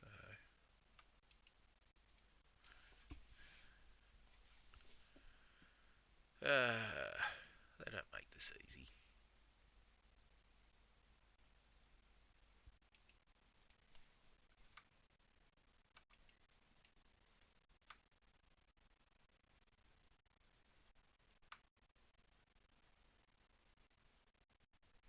Well, it doesn't look like they flipped the door. Unless the ones missing the timber have a sealed door. That's always possible. That seems to have timber down the other side, so that's... I'd say that the ones missing that timber strip are either just missing it, or it's just been removed, or there's something else going on here.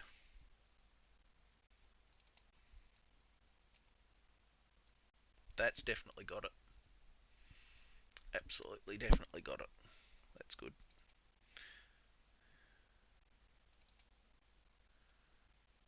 Yeah. So, up, across, round. I'd say that the drawing's just not showing the rounded edge. I'm happy with that. So, now that we've worked that out, one of the things we can do is take a drawing, and I'll have to go in a minute for dinner, which is nice. But we flip that drawing and go 1 5/8 radius, 0 foot 1 5/8, and that's given us the radius on the edge. And then overall width of our door is, do we have it? Yes, 1 foot 6. 1 foot 6. And that looks too wide. But that's a different drawing, so let's see. It doesn't give us the overall. That's good.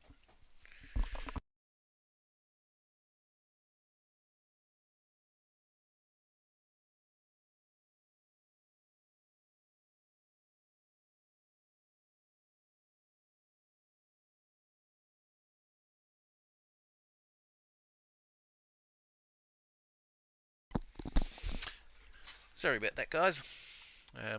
Yeah, I'm going to have to finish up for the night shortly, but we'll just get this a little bit done. So that's according to that drawing. That's the correct width overall. So one of the things I can then do, because I think we have somewhere around here, I'll have the internal width of the door frame. That's the door. That's the opening in the sheet steel. Nope, nope, nope. It might be down the bottom. You know what? If I turn the drawing up the right way, it helps.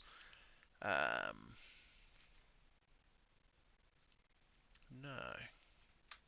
But we know it's 1 3/4 thick timber. So it's 1.75 times 2. 3.5 inches narrower.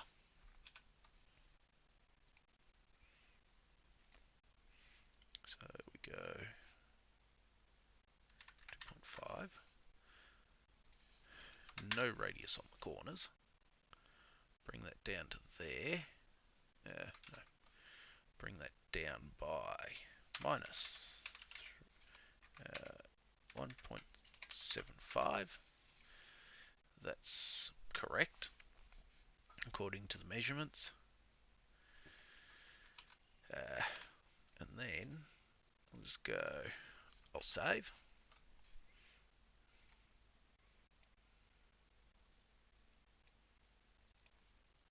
Attach.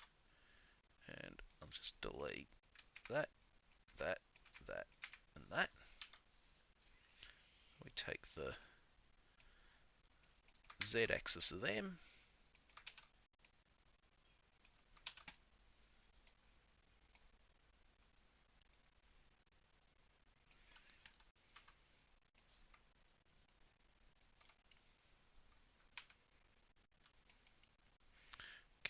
bring it till it's in line with that red, which is the foot plate.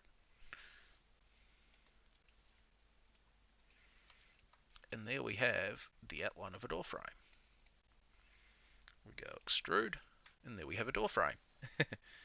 And then we know on... Okay, I need to... Still learning how to drive this software, sorry guys.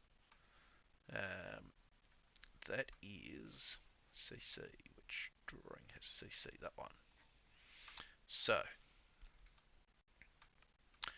I see how that all works now. We'll see if we can chamfer that and leave the vertical edge square. See what happens. Okay. What was the other thing I needed? The thickness. So it is 1¼ inches thick. And we can just go 1.25, and there's a door frame. Now the other thing we do know about this from various information is that it actually wraps around the curve a little bit.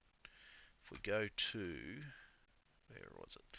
This bit, we can see that there's the chamfered front edge of the cab, and the timber actually wraps around it a little bit. So this presents a bit of a challenge. Let's just go to the top view. Because, okay, this one's actually going to work better than the DD. The DD, I actually had to cut that in. This one I can get away without it. That just saves us a few polys here and there without any issues. And we can go cap start. So this surface on the inside here doesn't have any polys on it. That saves us more. I think that's a acceptable number of edges there. Go edit poly. Poor poly. It wanted a cracker, instead it got edited.